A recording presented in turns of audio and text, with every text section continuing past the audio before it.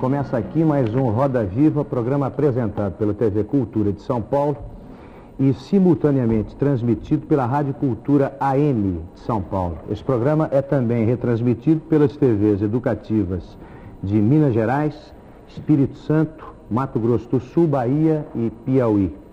Como esse programa é apresentado ao vivo, nossos telespectadores poderão telefonar para estas jovens aqui ao meu lado, usando o número 252-6525, para fazer as perguntas que desejarem ao nosso entrevistado desta noite.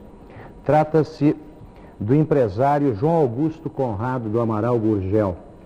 O Dr. Gurgel, desde 1969, é o diretor-presidente da Gurgel S.A., fabricante de veículos. O Dr. Gurgel várias vezes surpreendeu os brasileiros com as suas invenções, com as criações da sua fábrica. E hoje, milhões de brasileiros certamente puderam acompanhar o desfile do carro econômico nacional, o Senna, a mais recente criação do Dr. Gurgel. Para falar do Senna, para falar da indústria automobilística, da economia brasileira, para conhecer melhor as ideias do Dr. Gurgel e para aprender um pouco com a sua enorme experiência nesse ramo, nós o convidamos para sentar-se nesta noite ao centro de uma roda viva formada pelos seguintes convidados: Lídia Goldenstein, economista, pesquisadora do Centro Brasileiro de Análise e Planejamento, o SEBRAP, professora da Unicamp e comentarista da TV Manchete. Eduardo Souza Ramos, vice-presidente da Associação Brasileira de Revendedores de Veículos e fabricante de veículos especiais. Marcelo Bairão, editor da revista Exame. Gustavo Corrêa de Camargo, chefe da sucursal de São Paulo do Relatório Reservado. José Carlos Marão, diretor de redação da revista Quatro Rodas. Ciro Dias Reis, editor do suplemento de veículos do jornal Folha de São Paulo. Joel Silveira Leite, chefe de reportagem do Jornal do Carro, suplemento do Jornal da Tarde. Luiz Nassif, editor do programa de TV e do Boletim Econômico Dinheiro Vivo, da TV Gazeta. Também está presente o desenhista Paulo Caruso, que vai registrar alguns dos momentos deste programa. Temos também alguns convidados da produção e vários estudantes da Faculdade de Engenharia Industrial, a FEI.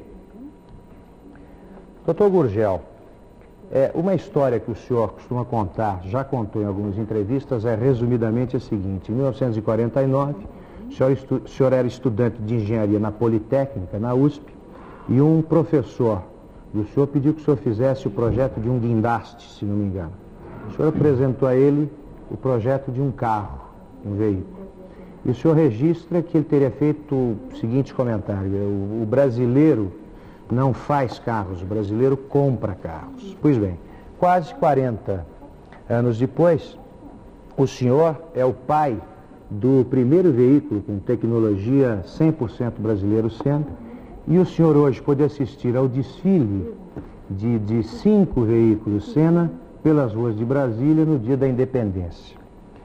O senhor, quando via a passagem do Senna, o senhor pensou nesse professor que o senhor teve na Politécnica, e em quem mais, ou no que mais o senhor pensou durante o desfile de hoje? Bom, boa noite, Augusto. Obrigado pelo convite da TV2 de poder falar nesse programa. Muita emoção, foi muita emoção para mim ver os carros passarem e todo o povo aplaudindo.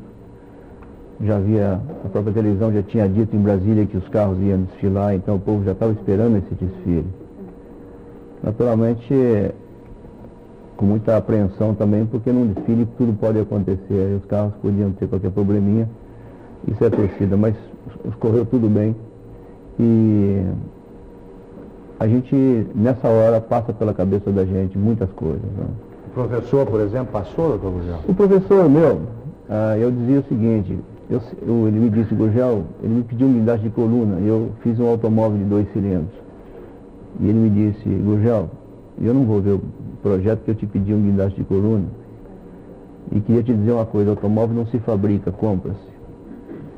Mas o professor não estava totalmente errado, porque naquele tempo, em 1949, não existia uma indústria de autopeças no país. Eu tinha feito um projeto de construir o carro quase totalmente integral. E, pensando nas palavras dele, eu achava que devia vencer esse desafio, mas também devia me preparar para poder fazer esse carro.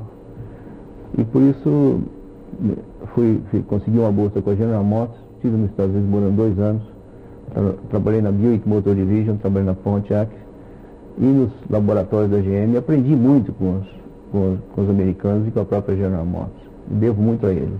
Esse carro, doutor Gugel, cujo projeto o senhor fez ainda na faculdade, ele tinha alguma semelhança com o que é hoje o Senna? O senhor já pensava num carro popular? Por incrível que pareça, esse carro era basicamente o mesmo conceito.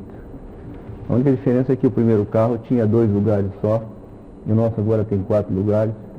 E depois, nas pesquisas que nós fizemos, nós verificamos que o carro de 4 lugares é o único que tem possibilidade de ter uma venda muito grande. O carro de 2 lugares tem uma venda muito restrita, porque apesar de nós carregarmos nas ruas de São Paulo uma média de 1,2 pessoas por carro, o carro de 2 lugares pareceria que seria um carro quase dobro da capacidade da média. Mas como alguém nesse programa já disse uma vez que uma pessoa morreu afogada num rio que tem uma profundidade média de 1 metro, é sempre necessário num carro de família que de vez em quando tem que levar pelo menos 4 lugares. Então nós modificamos o projeto para isso, mas basicamente era o mesmo carro. Doutor Gugel, antes de passar a palavra aos nossos convidados aqui presentes, que os telespectadores já começam a telefonar, e 2 deles, o senhor Gilberto de São Bernardo e José Cotrim de Santana, fazem basicamente a mesma pergunta. Que tipo de apoio efetivo o governo federal deu ou está dando ao senhor no caso específico do Senna? Nós, no passado, nós nunca tivemos praticamente nenhum apoio do governo, a não ser alguns financiamentos por parte do BNDES, naquele tempo o BNDES, e foi nesse governo que nós tivemos o primeiro apoio substancial do Ministério de Ciência e Tecnologia, através da FINEP, Financiadores de Estudos e Projetos. Para fazer o nosso carro, nós achávamos no começo que nós podíamos comprar a tecnologia de um motor. E procuramos no mundo e achamos que o motor do Citroën D-Chevaux seria o primeiro motor mais indicado. Mas as negociações com a Citroën foram cada vez mais difíceis e terminaram quando eles quiseram impor que os carros seriam feitos sob o nome Citroën e todas as especificações deviam ser mantidas no projeto e a Gugel não poderia exportar nenhum carro com esse motor sem uma prévia autorização da Citroën da França para verificar se não haveria interferências de mercado.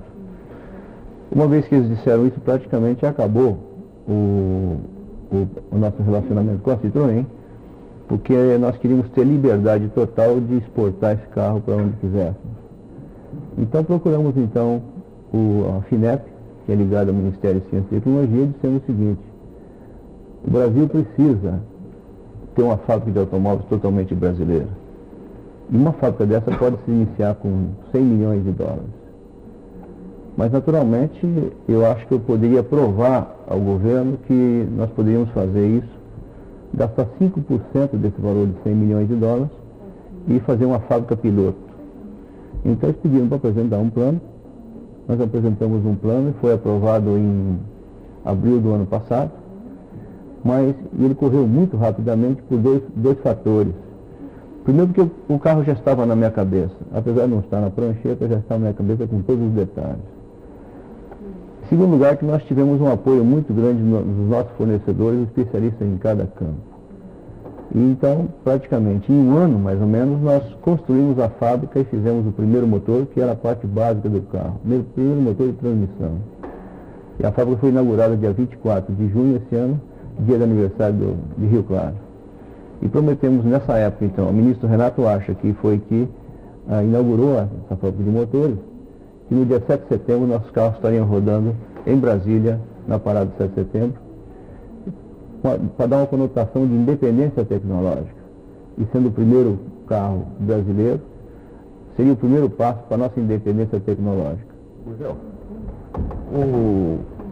Bom, eu acompanho o seu trabalho faz tempo, você sabe disso, e noto que você sempre procurou e sempre teve ideias muito criativas, quase sempre viradas para a necessidade brasileira e para a necessidade urbana. Você já projetou o chefe, e antes do chefe você estava pesquisando o carro elétrico, que a gente acompanhava com muito interesse. Eu pergunto, o carro econômico nacional, o projeto Sena, ele é a melhor solução? Quer dizer, você abandonou a pesquisa do carro elétrico, abandonou a pesquisa do chefe? Veja, Zé Carlos, você, em primeiro lugar, as coisas mudam. Quando nós estávamos fazendo os primeiros carros, né, nós já passamos por outras coisas, por exemplo. A finalidade é fazer um carro popular em alta escala. Sempre foi essa a ideia. Mas os recursos eram muito poucos. Eu comecei a Gurgel com 50 mil cruzeiros, praticamente 10 mil dólares naquele tempo. E todo mundo deu risada porque fazer uma fábrica começando com 10 mil dólares é uma loucura total.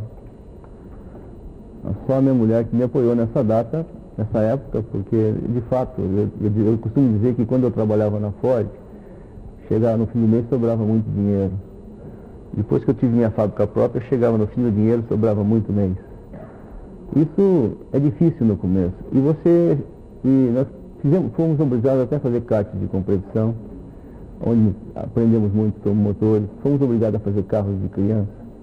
Depois conseguimos com muito custo as plataformas da Volkswagen para nós colocarmos uma carroceria em cima, seria parte do início dos bugs no Brasil.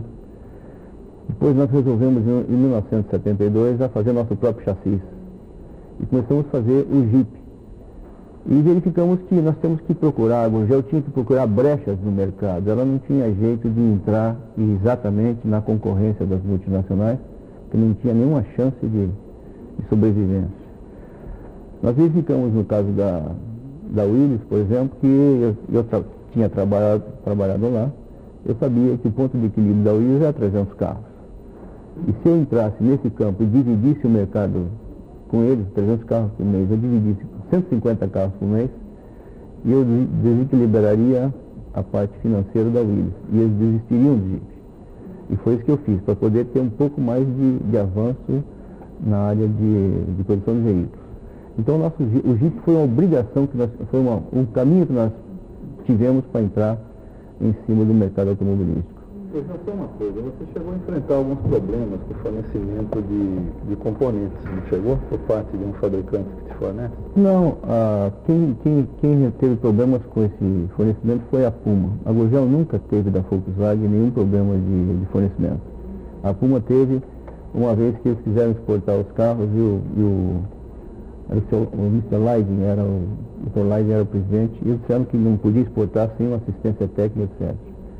Mas depois eles acabaram acertando a coisa toda. Mas a Gurgel não teve. Uma das grandes polêmicas atualmente no país é sobre o déficit público. E os economistas mais conservadores e os empresários em geral fazem uma correlação direta entre o atual nível de inflação, que já recomeça a taxas bem elevadas, e o déficit público.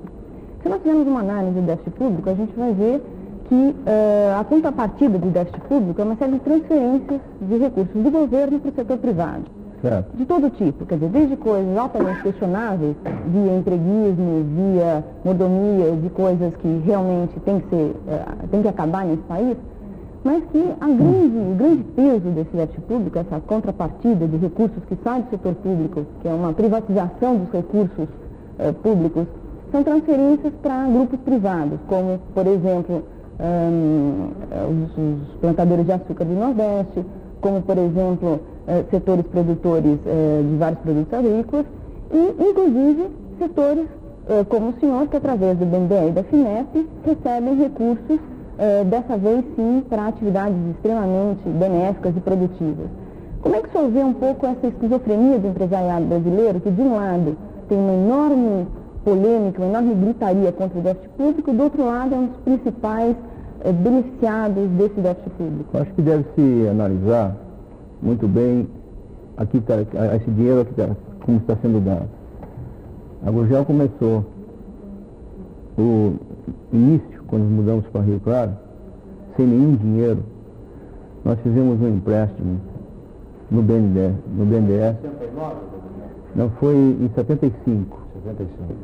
De apenas começou com a empresa em 69? Nós começamos em 69, mas estávamos aqui em São Paulo. Aí nós decidimos que para crescer tínhamos que ir para o interior.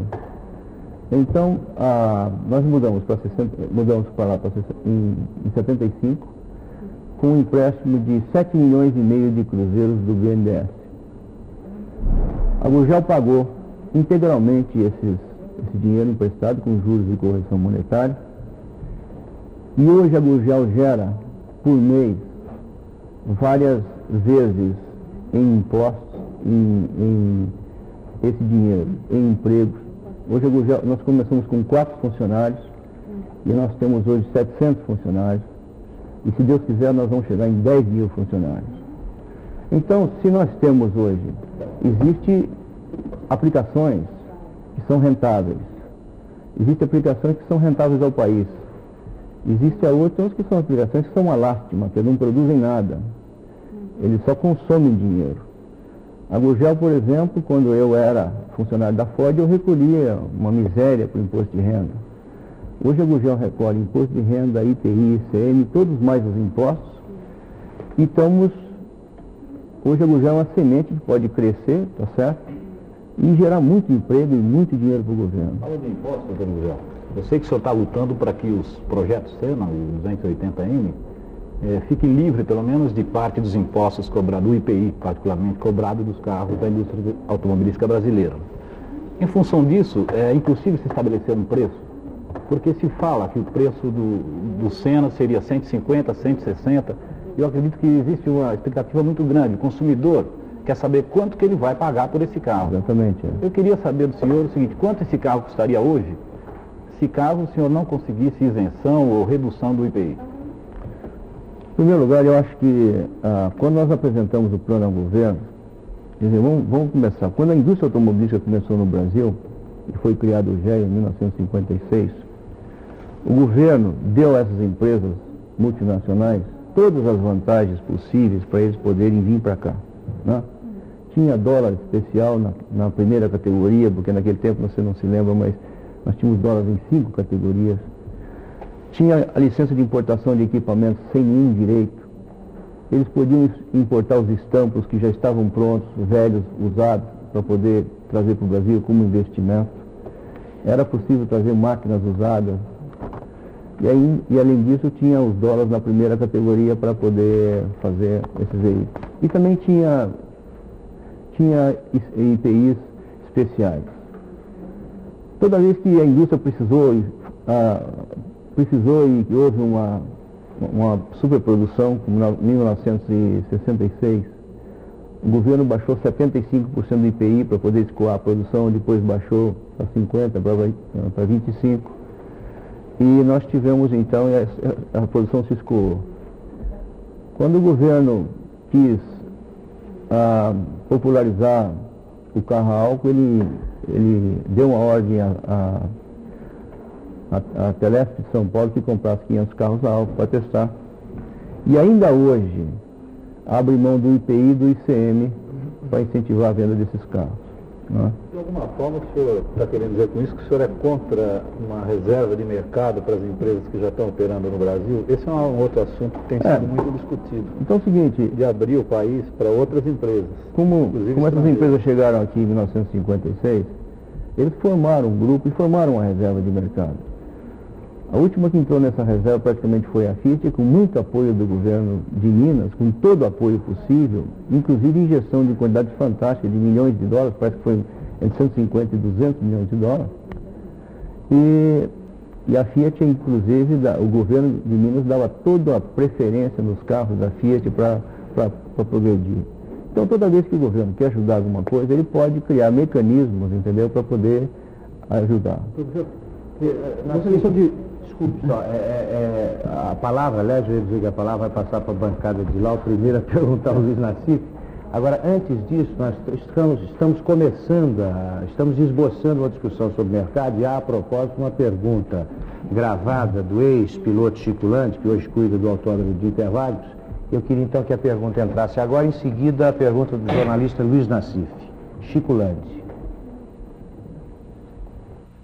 Rogério, o senhor que começou a construir carros de criança há muitos anos atrás, ali na Vila Mariana, hoje em dia está com um carro que também pequeno para o público. O que é que o senhor acharia desse mercado? Acha ele muito bom ou não? À vontade. Veja, no Brasil nós temos hoje um mercado interno, que devia ser um mercado interno de 1 milhão de carros por ano. Em primeiro lugar, queria agradecer a pergunta do Chico Landi, um grande amigo meu, sou um grande admirador dele.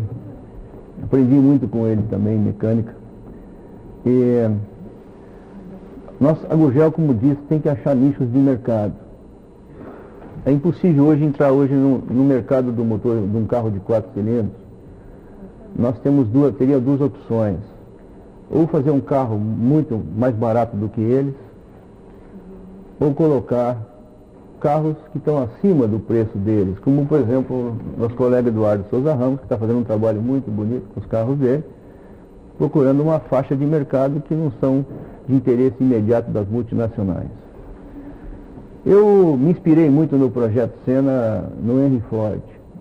Em 1908, quando ele começou a fazer os carros pela segunda vez, ele tinha feito motores de 8 cilindros no passado e resolveu abandonar isso e vendeu a fábrica dele, que se tornou mais tarde a Cadillac. E já existia nos Estados Unidos várias fábricas fazendo carros fantásticos, como os Stati Bearcats, os Mormons, os Packard, e carros de alto luxo, mas ele achava que esses carros estavam muito acima do poder aquisitivo do povo americano médio. E ele resolveu fazer uma bicicleta de 4 rodas, que foi o modelo T, que no começo foi objeto de muita gozação. E esse modelo T começou devagarzinho no fundo de quintal, em 1907, 1908. Em 1908 eles começaram a fabricou somente 10 mil carros.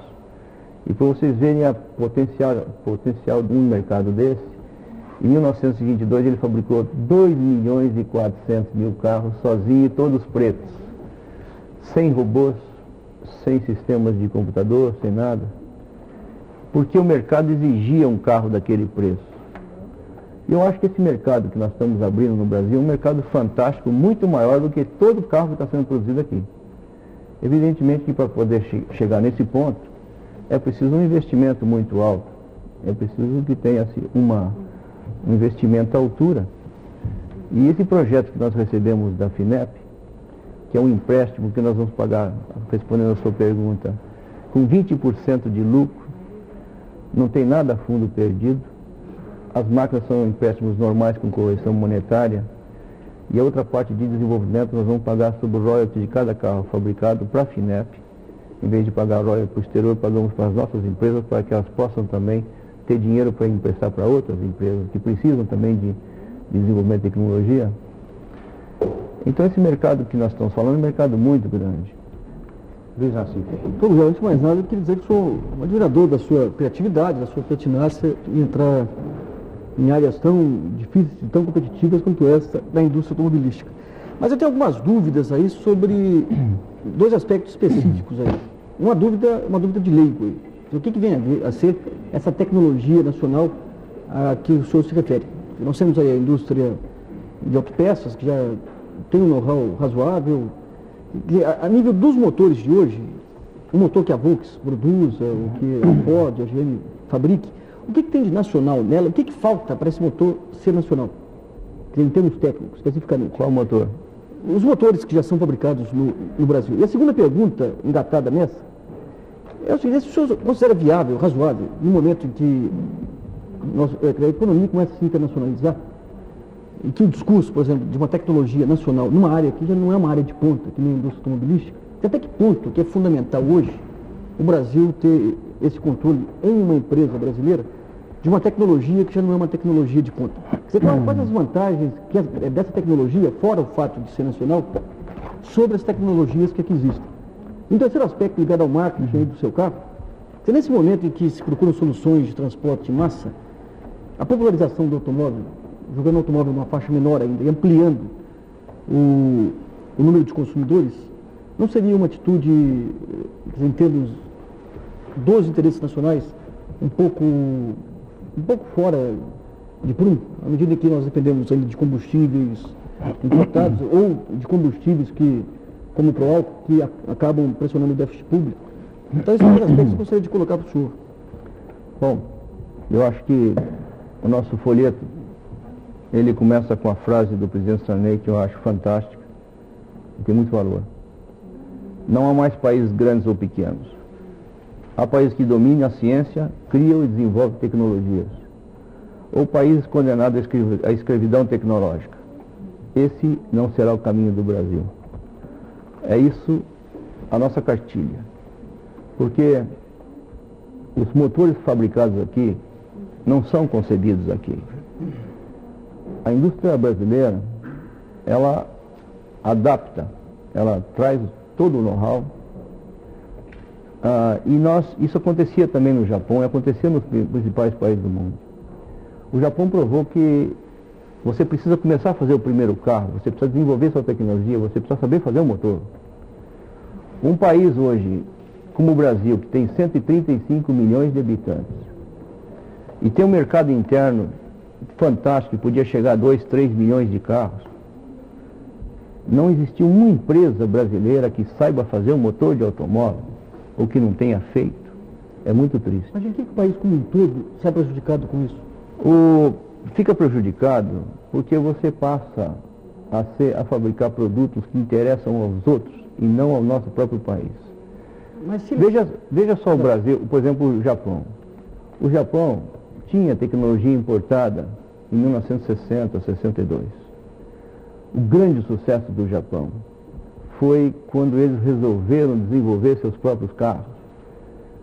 A Honda era uma pequena fábrica de motocicleta e o Japão então criou uma categoria livre de impostos de 360 centímetros cúbicos. E a Honda então, aproveitando os motores de motocicleta, começou a fazer motores de automóveis pequenininhos. Daí foi para 550. Daí a Honda veio para fazer outros modelos maiores. E hoje a Honda é uma grande fábrica de automóveis e gera para o Japão uma quantidade fantástica de divisa, invadindo hoje os campos da tecnologia americana. E na corrida de hoje, de ontem, quantos motores Honda na frente dos melhores motores do mundo?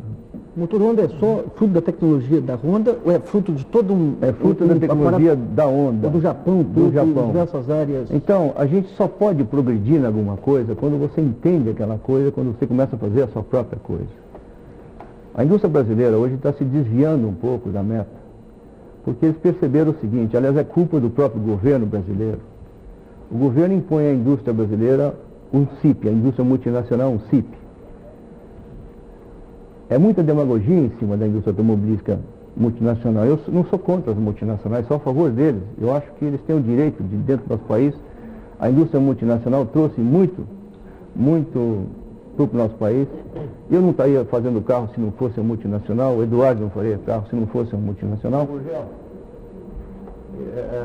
Seria interessante, a essa altura da nossa conversa, apresentar ao senhor algumas perguntas de telespectadores que eu acho que precedem até algumas discussões. Eles querem que o senhor dê, basicamente, mais informações sobre como é o Senna. Então, eu dou alguns exemplos. Perguntam se o motor é álcool ou gasolina, como é que vai ser feita a comercialização, a distribuição do veículo, se já existe lista de espera, o preço dele, as características do motor, se o motor tem alguma coisa a ver com o motor Volkswagen,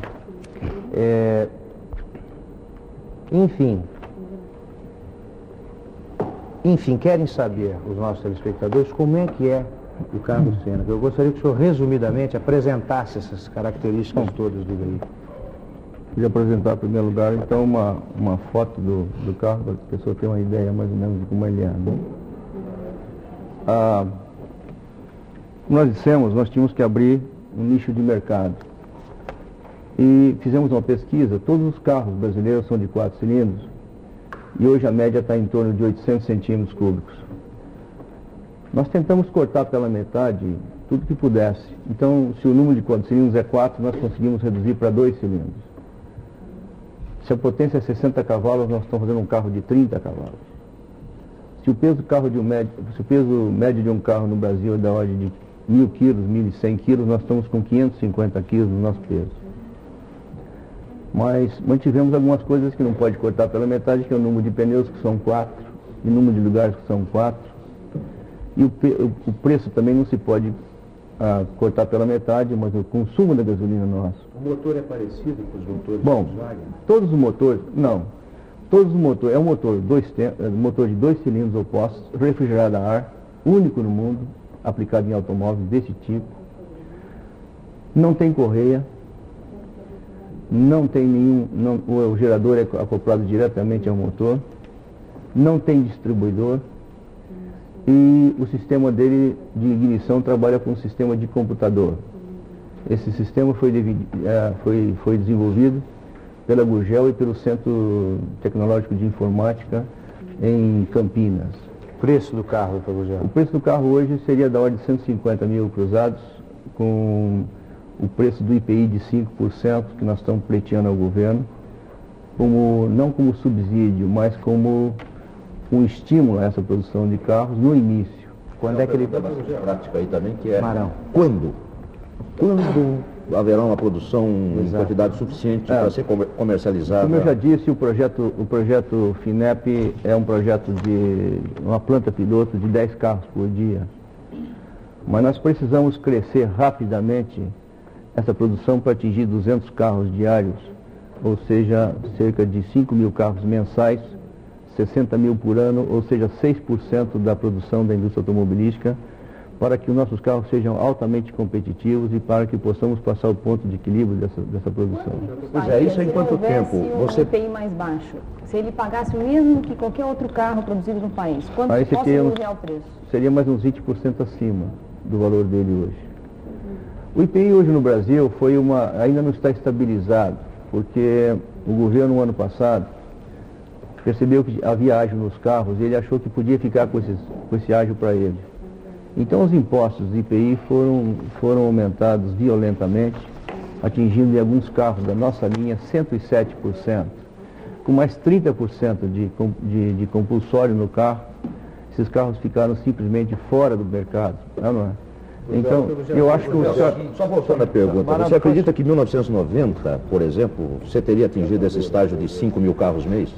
Não, o nosso aumento, a nossa projeção é o seguinte: o ano que vem é justamente a produção dos veículos da linha piloto, de 200 carros mensais, 2.400 carros no próximo ano.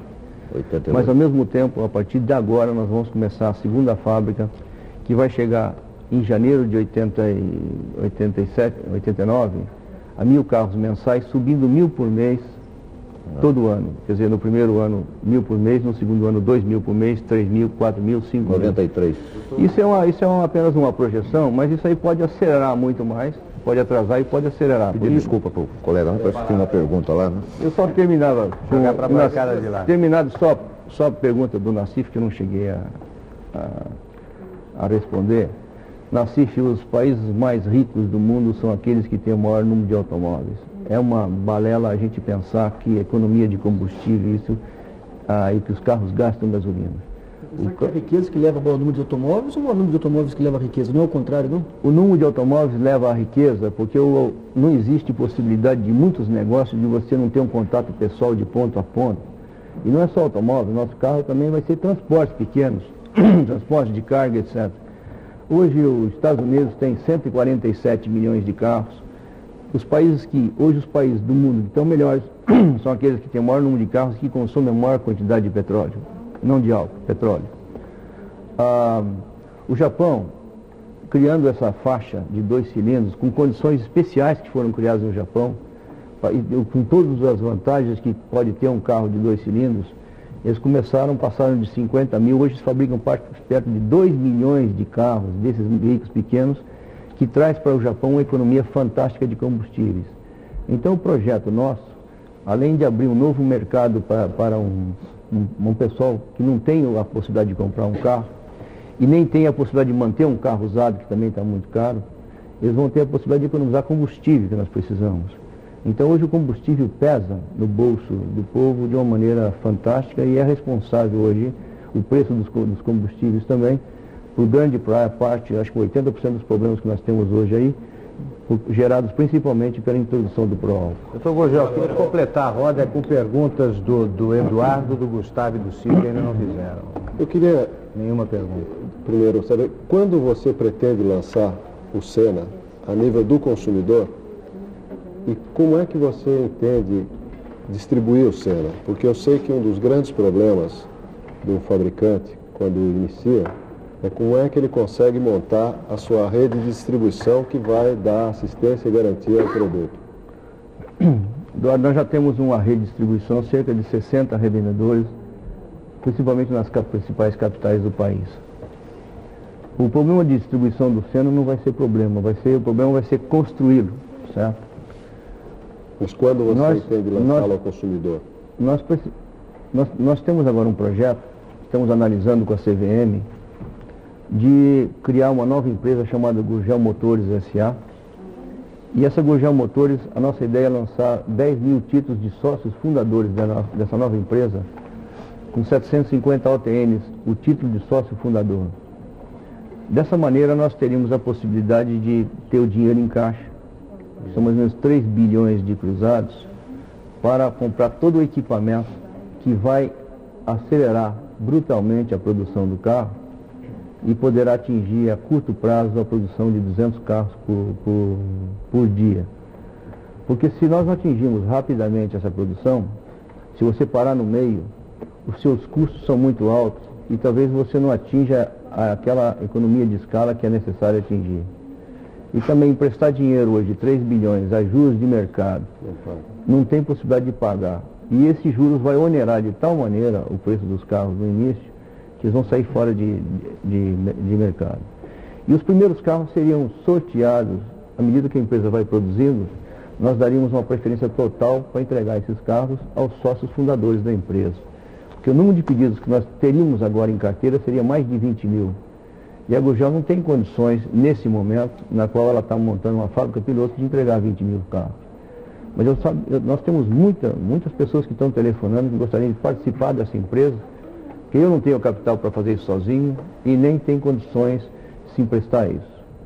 Nós vamos ter certamente o apoio do BNDES, no empréstimo a curto prazo, para ser devolvido. Mas eu acho que a democratização do capital é que vai nos dar a força e o capital para poder produzir esses carros. A General Motors, por exemplo, nos Estados Unidos é um grande exemplo. Eles têm 600 mil sócios na General Motors. Foi essa democratização do capital da empresa que levou a General Motors a ser uma das maiores empresas do mundo hoje. Agora, o senhor visualizou uma brecha no mercado aí, que é um setor aí muito oligopolizado, né, de entrar fabricando um carro pequeno, de 2 cilindros, né? E o governo lhe deu apoio nesse sentido, concedendo financiamento via BNDES ou FINEP, né? Desenvolver o projeto. Agora, o governo também tem falado em criar plataformas de exportação, e já se falou inclusive de trazer a Toyota aqui, por exemplo, para produzir. Quer dizer, ela não poderia entrar concorrendo nesse mesmo mercado que o senhor está agora abrindo com o carro nacional? O senhor não vai ser isso? O governo tem que tomar uma opção, ou ele deseja criar tecnologia nacional, ou ele pode também destruir tudo. Não é... Já vários países, por exemplo, como a Argentina, eles resolveram, inclusive, abrir as suas portas a carros montados, nem exportação, dizendo que esses carros montados eram mais baratos e beneficiariam o consumidor. O que eles não perceberam foi que isso gerou um desemprego muito grande e gerou uma profunda depressão no país, e no início, aquela vantagem que era dada ao consumidor, do outro lado causou tantos males ao país que no fim voltaram atrás, e a Argentina fechou novamente as portas. Então eu acho que o desenvolvimento tem que ser lento. E a Gurgel, nesse caso aí, nós estamos sendo bem claros, nós não queremos reserva de mercado. E nós não achamos justo passar ao consumidor, entendeu, a ineficiência da empresa. A Gurgel nunca teve nenhum benefício especial, nunca teve nenhum subsídio. Desde agora, começou com 4 funcionários e até agora não teve nenhum subsídio. Apesar dessa sua ponderação em relação à legitimidade desse dinheiro que o senhor está tomando emprestado do governo, eu queria saber o seguinte: se o senhor não sente um certo desconforto por estar dependendo bastante do governo para viabilizar essa ideia. O senhor fez até hoje 16 mil carros de 69 para cá. Essa é uma primeira colocação. Minha segunda pergunta é a seguinte: todas as grandes montadoras de veículos no mundo trabalham com seu planejamento estratégico voltado para os 20 ou 30 anos seguintes. Então eu pergunto para o senhor, até onde vai a Gurgel? E ela vai continuar nesse seu projeto de longo prazo? Vai continuar sozinha ou uma hora vai ter que se associar a um grupo mais forte? Aliás, doutor Gurgel, o Paulo, aproveitando a pergunta, o Paulo Marques, do Planalto Paulista, quer saber quanto o senhor já recebeu, quanto pagou e quanto deve ao governo. Acho que as perguntas estão ligadas. Bom, o nosso projeto hoje é o nosso projeto de taxa de juros, o projeto de equipamentos é um projeto normal de financiamento de 12 anos com correção monetária mais 8%. Desse dinheiro já recebemos cerca de metade, mais ou menos. E a outra parte que nós vamos pagar, que é justamente o royalty sobre aquilo que é pagamento em funcionários de desenvolvimento pessoal, isso vai ser pago na base de 2% sobre o faturamento global da empresa. E nós pretendemos pagar isso em 4 anos, mais ou menos, esse primeiro financiamento. Quanto à questão de desconforto de pegar um empréstimo desse, é o seguinte, não tem outra saída. Eu gostaria de ter todo o dinheiro meu possível. Eu tive oferta também de algumas multinacionais para comprar a empresa. Por exemplo, mas uma delas Quais foram as multinacionais, doutor Gurgel? Posso dizer, a primeira foi a Mitsubishi. Eles tinham interesse em entrar nesse campo, né? Mas o sonho de fazer um carro brasileiro é um sonho de muito tempo e eu não vou vender essa empresa por preço nenhum. A proposta financeira era boa? Era boa. 15 milhões de dólares naquele tempo era uma boa proposta. Quando era? Quando foi isso? Isso foi há uns 6 ou 7 anos atrás. Doutor Gurgel, todas as tentativas de se fazer um carro urbano, por um lado, e por outro lado, de fazer um carro despojado de luxo, por exemplo, a versão teimoso do Gordini, a versão pracinha da antiga DKV e o pé de boi do Fusca, não deram certo no Brasil. E agora, um período em que o consumidor brasileiro se acostumou a comprar o carro de luxo, a não ligar muito para o desperdício de combustível, o senhor aparece com um carro que economiza, um carro barato, mas que não tem o luxo que tem os carros mundiais, por exemplo, hoje consumido no Brasil. Queria saber, em função disso, qual é o segmento de mercado que o senhor objetiva conquistar com o 280M? Seria o consumidor hoje de carro usado? Posso tentar complementar a pergunta, porque vai no mesmo sentido? As vendas da indústria automobilística para o mercado interno caíram até agora 39% nesse ano, enquanto as vendas externas aumentaram 66,4%. O que significa que a possibilidade de se contar com o mercado interno, dado a atual política salarial e o achatamento brutal da renda do consumidor brasileiro, vem sendo bastante expressiva. Qual é a possibilidade de um projeto como o seu, qual é a viabilidade dado a política salarial e a distribuição de renda existente no país hoje em dia? A nossa possibilidade é o seguinte, uma das coisas que a indústria alega atualmente... Então o não vai lembrar disso. Acho que tudo bem. Uma das coisas que a indústria alega atualmente é que ela não produz o carro do modelo standard porque ela não tem lucro.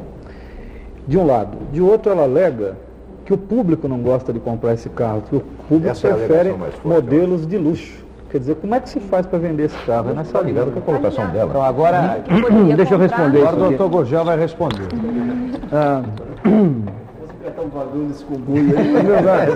Em primeiro lugar, gostaria de dizer o seguinte: o nosso mercado é exatamente o mercado do Henry Ford, jogando no mercado um carro muito simples, sem luxo nenhum, quando naquele tempo a classe e os vendas de carro eram carros de 7, 8, 9 cilindros, 10 cilindros, 12 cilindros. Americana do Henry Ford.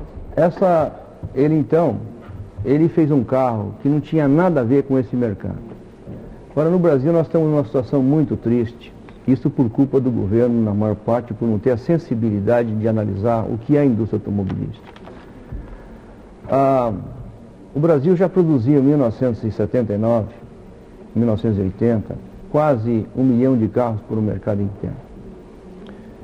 E existe no Brasil uma coisa muito triste que chama-se CIP, um órgão que faz as indústrias perderem dinheiro no mercado interno. E isso, naturalmente, forçou a indústria automobilística brasileira a produzir aqui os carros mundiais para que isso faça parte de uma estratégia que, se o mercado interno não consome, o mercado externo consome. Então, o nosso povo está com uma situação difícil, né? A renda per capita caiu nos últimos tempos. É muito triste um povo ter 45 dólares de salário mínimo, que dá $1,50 por dia. É uma tristeza isso. É evidente que só sobrou a classe A+. E essa classe média não tem dinheiro, mas não é para comprar nem carro, não é para comprar bicicleta. É isso? Então o que acontece? Numa defesa, as multinacionais, entendeu, passam a exportar para os seus próprios países. Exportar para as próprias matrizes. E aí é a grande jogada dessas multinacionais, porque o preço está muito baixo, cipado no Brasil. Se você pega o preço do brasileiro, retira os impostos, entendeu? E ainda retira o ICM, retira o IPI, e ainda recebe 14% de benefício de exportação, o preço fica, sem nenhum dumping, fica muito barato para as matrizes, e o lucro lá é muito maior do que vender carro aqui. Então é evidente que qualquer empresa que tem um pouco de inteligência vai vender o carro onde dê mais lucro, e os modelos de carro que têm mais lucro. E como os carros, a exportação hoje é prioritária nessa indústria, por causa do CIP, eles têm que fazer carros que atendam os padrões dos mercados para quais vão exportar. Portanto, é necessário que eles façam carros cada vez mais luxuosos, exportam o que podem e o resto desses carros fica no Brasil. Doutor, o Fusquinha era muito menos vendido do que o Monza, o Escort, que são os carros mundiais, e tanto que saiu de linha. Quer dizer, ele não era mais procurado pelo público, embora tivesse aí. Não é bem assim. Existe uma estratégia de mercado que quem dirige o mercado são as fábricas, não é o povo que decide isso. Quem decide são as fábricas, tá certo? Então, quando um carro, por exemplo, como o Fusca, que era um carro muito caro de produção, ele chegava a produzir, eles são carros com forjados, ele tem motores de motor a ar, que é um motor muito mais caro, ele tem blocos de magnésio, ele tem barras de torção. É um carro caríssimo de produção pelos modelos atuais. Ele não pode ser robotizado, ele é um carro que foi feito em todos os parafusos, a carroceria parafusada em cima do chassi, ele se torna muito caro. Entendeu? E a empresa pode tirar ele de linha sem que o público queira que tire de linha, certo? Então existe mecanismo para que esse carro saia fora de linha. Doutor Gurgel, é só uma pergunta que eu acho oportuno fazer agora, porque há dúvidas dos espectadores em relação ao nome do carro, vamos já esclarecer. Né? O senhor José Oliveira, do aeroporto, ele certamente assistiu a corrida realizada hoje cedo em Monza, ontem em Monza, e pergunta, por que Senna e não Piquet? Então eu já devo esclarecer que Senna é com C, né? Carro Econômico Nacional. Agora, outro telespectador, Clóvis Fernandes, ele pergunta, eu queria saber, quando o senhor idealizou o carro, o senhor pensou em promover o Ayrton Senna. Há alguma negociação entre a empresa e o piloto? Eu sei, ao contrário, que o senhor teve algum ligeiro desentendimento com a Ayrton Senna. Queria que o senhor explicasse rapidamente como é que surgiu o nome e como foi esse desentendimento com o Ayrton Senna. O projeto Senna não tem nada a ver com o seu Ayrton Senna. Aliás, que eu admiro muito como corredor, eu acho um grande corredor que tem trazido várias vitórias ao Brasil. E hoje na dobradinha com o Nelson Piquet, ele trouxe mais pontos para o Brasil. Quer dizer, ele colocando o nome do Brasil bem na frente. Eu admiro muito. Mas todos esses pilotos têm um departamento financeiro, assessorias de advocacia, etc. E quando nós apresentamos o projeto Senna, CNA, Carro Econômico Nacional ao governo, isso aí já vem de mais ou menos uns 5, 6 anos. Mas nunca a Gurgel pensou em colocar Senna, o nome do carro. Era originalmente o projeto Bastião? O projeto Bastião, que no fim Bastião acharam que chamar um projeto Bastião, né? Era um nome... Os outros países não iam entender. Um nome bastante popular, né? Foi o primeiro nome dele. Por que não manter Tião e Bastião? Mas nós vamos fazer um modelo Bastião. Do Senna vai derivar o modelo Bastião, não está esquecido. Parece que tem um modelo que é Caribe, não é? Caribe. Pois é, isso aí pensando nos 20, 30 anos para frente, isso não significa já um olho no mercado externo, principalmente na América Central, Até porque o senhor chegou a tentar montar uma fábrica da Gurgel no Panamá. Hoje o mercado do Caribe é o nosso maior mercado de exportação, ainda é. O senhor voltou em julho, se não me engano, da Argélia, onde, se não me engano, assinou lá um protocolo de intenções. Marrocos, onde também havia engatilhado assim, a possibilidade. Deixa eu só responder então a pergunta. Seguinte, Ayrton Senna, então não tem nada. O Ayrton Senna não tem nada. O projeto Senna é CNA, Carro Econômico Nacional. Naturalmente, fonologicamente, o nome é muito Senna com Senna, se confunde na parte de fonética com Ayrton Senna. Eles então tentaram impedir no Instituto Nacional de Propriedade Industrial e uma carta a nós dirigida que nós não devíamos usar o nome que dava confusão. Então nós não, aliás, não era a nossa ideia. Então nós estamos... Nem o Senna, o senhor corre tanto, né? Eu disse ao Ayrton que o Rio Sena já corria antes dele, tá certo? Né? Então não tem nada não, o carro, aliás, como todas as empresas do mundo estão percebendo que é melhor não criar nomes fantasia, e todas as grandes empresas como Mercedes não usam mais nenhuma fantasia no nome, é 450 SL, Peugeot 205, GL, e várias empresas, Citroën AX, BX, CX, e várias fábricas no mundo estão abandonando os nomes fantasia porque são investimentos muito caros. E veja quantos nomes brasileiros já estão na lata de lixo, entendeu? E quanto foi gasto para promover os nomes que não existem mais. Então a Gurgel tomou a decisão de tomar só em números, por exemplo. Agora a situação da posição da Gurgel frente ao mercado externo, que é uma pergunta. Só complementando a pergunta do Gustavo, ele citou Marrocos. Eu me lembro de pelo menos outros mercados que o senhor chegou a citar como interessantes, potencialmente interessantes para a Gurgel, e que vão desde China, Estados Unidos até Indonésia, passando ainda por Cuba. Então eu queria que o senhor fizesse um comentário desses seus planos, né? De acordo com o tamanho da sua empresa como ela é hoje. Como é que o senhor casa essas... Nessa pergunta? O governo, ao lhe dar o empréstimo, criou alguma obrigatoriedade de fornecimento ao mercado interno antes da exportação? Não criou, mas eu acho que a nossa obrigação é formar o primeiro mercado interno. Está perguntando sobre os outros países. A Gurgel desenvolveu um processo de produção, aliás, vocês também, de produzir carros com menos investimento e mais mão de obra. Quer dizer, você, em vez de gastar uns bilhões de dólares para fazer uma fábrica, você pode reduzir essa fábrica a um nível de mão de obra de 1920 nos Estados Unidos, por exemplo, e ainda produzir economicamente, porque a nossa mão de obra hoje de 45 dólares por mês, comparada com uma mão de obra nos Estados Unidos de 700 dólares por mês, é ridícula comparada com os Estados Unidos. E então existe muito mais interesse em se investir mais em mão de obra, né? Criar mais empregos. Eu costumo dizer que o Brasil tem uma fábrica fantástica que está produzindo muito bem, que é a fábrica de crianças. Produzimos 3 milhões de crianças por ano. E nós temos que criar emprego para essas crianças que produzimos. Hoje, metade, 1,5 milhão, precisa de arranjar emprego. E 20% das mulheres precisam arranjar emprego. Portanto, o Brasil tem necessidade hoje urgente de criar 1,8 milhão de empregos e não tem possibilidade de perder nenhum emprego daquilo que já existe. Esse devia ser uma meta do Amílcar Pazianotto, quer dizer, não pode criar mais empregos. Quer dizer, o Brasil precisa gerar mais empregos para não ter esse nível de miséria que nós estamos tendo hoje. Então, nós podemos fazer fábricas hoje de mão de obra mais intensiva do que é normal, evitando de usar, se não for necessário, os robôs para produzir, a não ser aqueles que têm necessidade de ser utilizados para manter uma qualidade ou manter também uma precisão que é necessária hoje.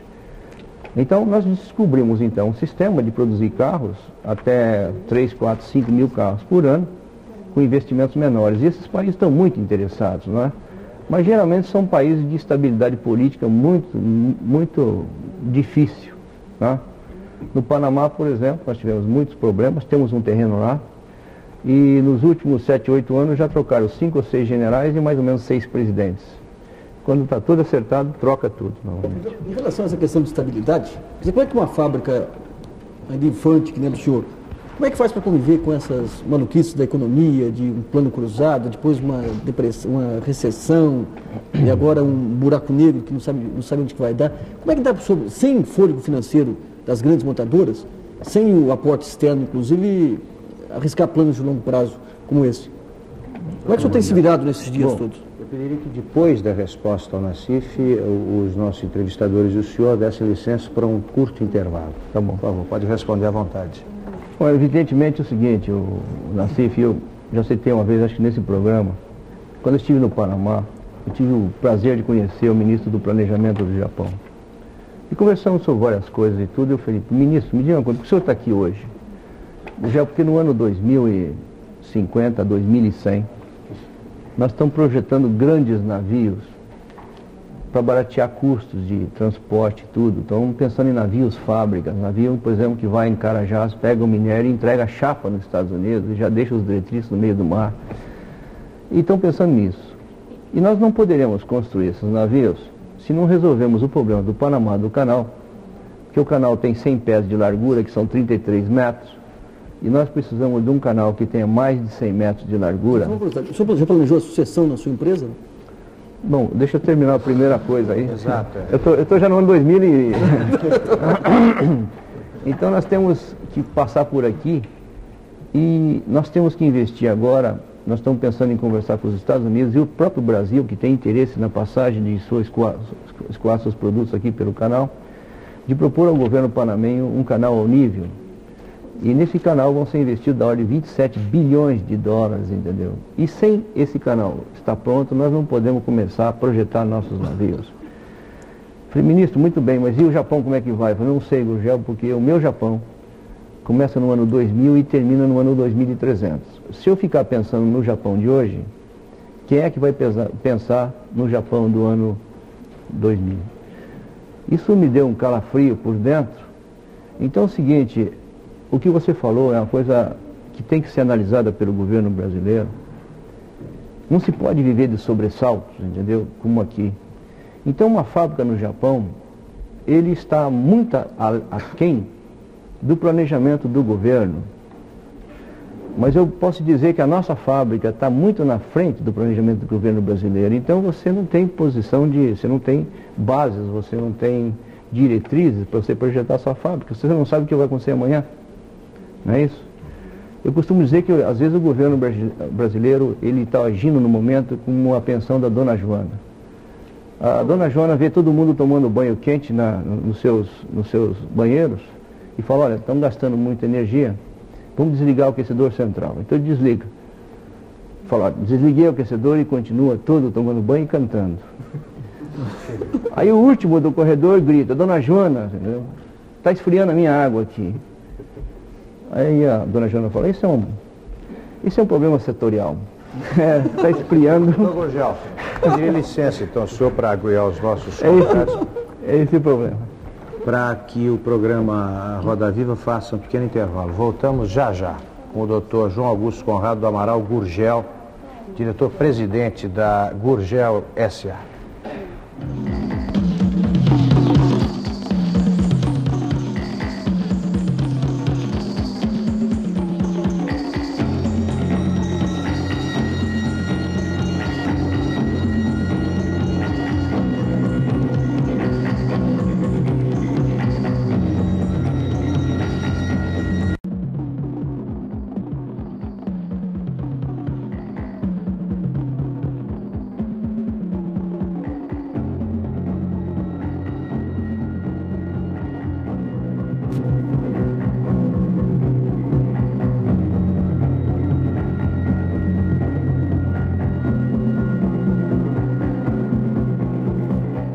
Voltamos com o programa Roda Viva, que tem como entrevistado nesta noite o Dr. João Augusto Conrado Amaral Gurgel, diretor-presidente da Gurgel, fabricante de veículos.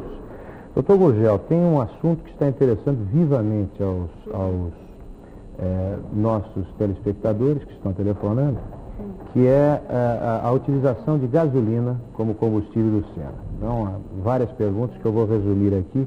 E depois há uma pergunta sobre o mesmo assunto que vai ser formulada pelo Dr. José Goldenberg, reitor da USP, que vai entrar por aqueles monitores. Pergunta, por exemplo, Sidney Dias, das Perdizes. O fato de o motor do carro ser a gasolina significa um repúdio ao pró-álcool? João Adalberto, de Jaguaré. O governo vai exigir que o novo motor seja álcool? O senhor continua a achar que o PROALCO é um programa inviável para o Brasil, a pergunta de Antônio Pereira dos Santos do Butantã, e há várias outras perguntas no mesmo sentido. Então eu gostaria que o senhor ouvisse, acompanhasse a pergunta do Dr. José Goldenberg e em seguida desse uma resposta abrangente. Doutor Gurgel, o senhor tem feito manifestações frequentes contra o programa do álcool.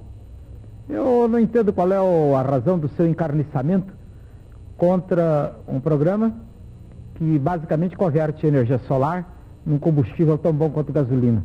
Do ponto de vista da sua utilização nos automóveis, tanto faz se o combustível é álcool ou gasolina. Qual é a base mais profunda das suas reservas em relação ao programa do álcool? Aliás, doutor Gurgel, o senhor fabrica também veículos movidos a álcool? Bom, eu vou dizer o seguinte, Goldenberg, meu amigo, professor do meu filho, no começo, eu fui um dos grandes entusiastas do programa do álcool. Aliás, na primeira maratona que houve no Brasil, ela tinha 3 carros, um Gurgel álcool, um Volkswagen álcool e um Dodge 1600. Quando mudamos a fábrica para Rio Claro, no começo eu analisava o combustível só o ponto de vista combustível. Quando eu mudei para Rio Claro, eu comecei a analisar o problema social do álcool e concluí que era o pior programa que já se fez na história do mundo para um país. É um programa destrutivo, altamente destrutivo da nossa economia. É um programa que vai destruir a Petrobras e continuar no mesmo sistema. É um programa que vai destruir os usineiros. É um programa que vai destruir todo o nosso povo. E é um programa que vai destruir o nosso futuro. E já está destruindo. Então, essa responde à pergunta do meu amigo José Goldenberg. Não tenho nenhum... o problema é só científico. Porque não existe um programa mais mentiroso no Brasil e mais maléfico para o país do que o programa do PROALCO. Eu só falo da questão agrícola, né? Em primeiro lugar, gostaria de... Há uma propaganda hoje, inclusive, contra o Ayatollah Khomeini, que foi revista e vão mudar até, inclusive, o tema dessa entrevista, desses anúncios que estão saindo. Em primeiro lugar, é preciso verificar.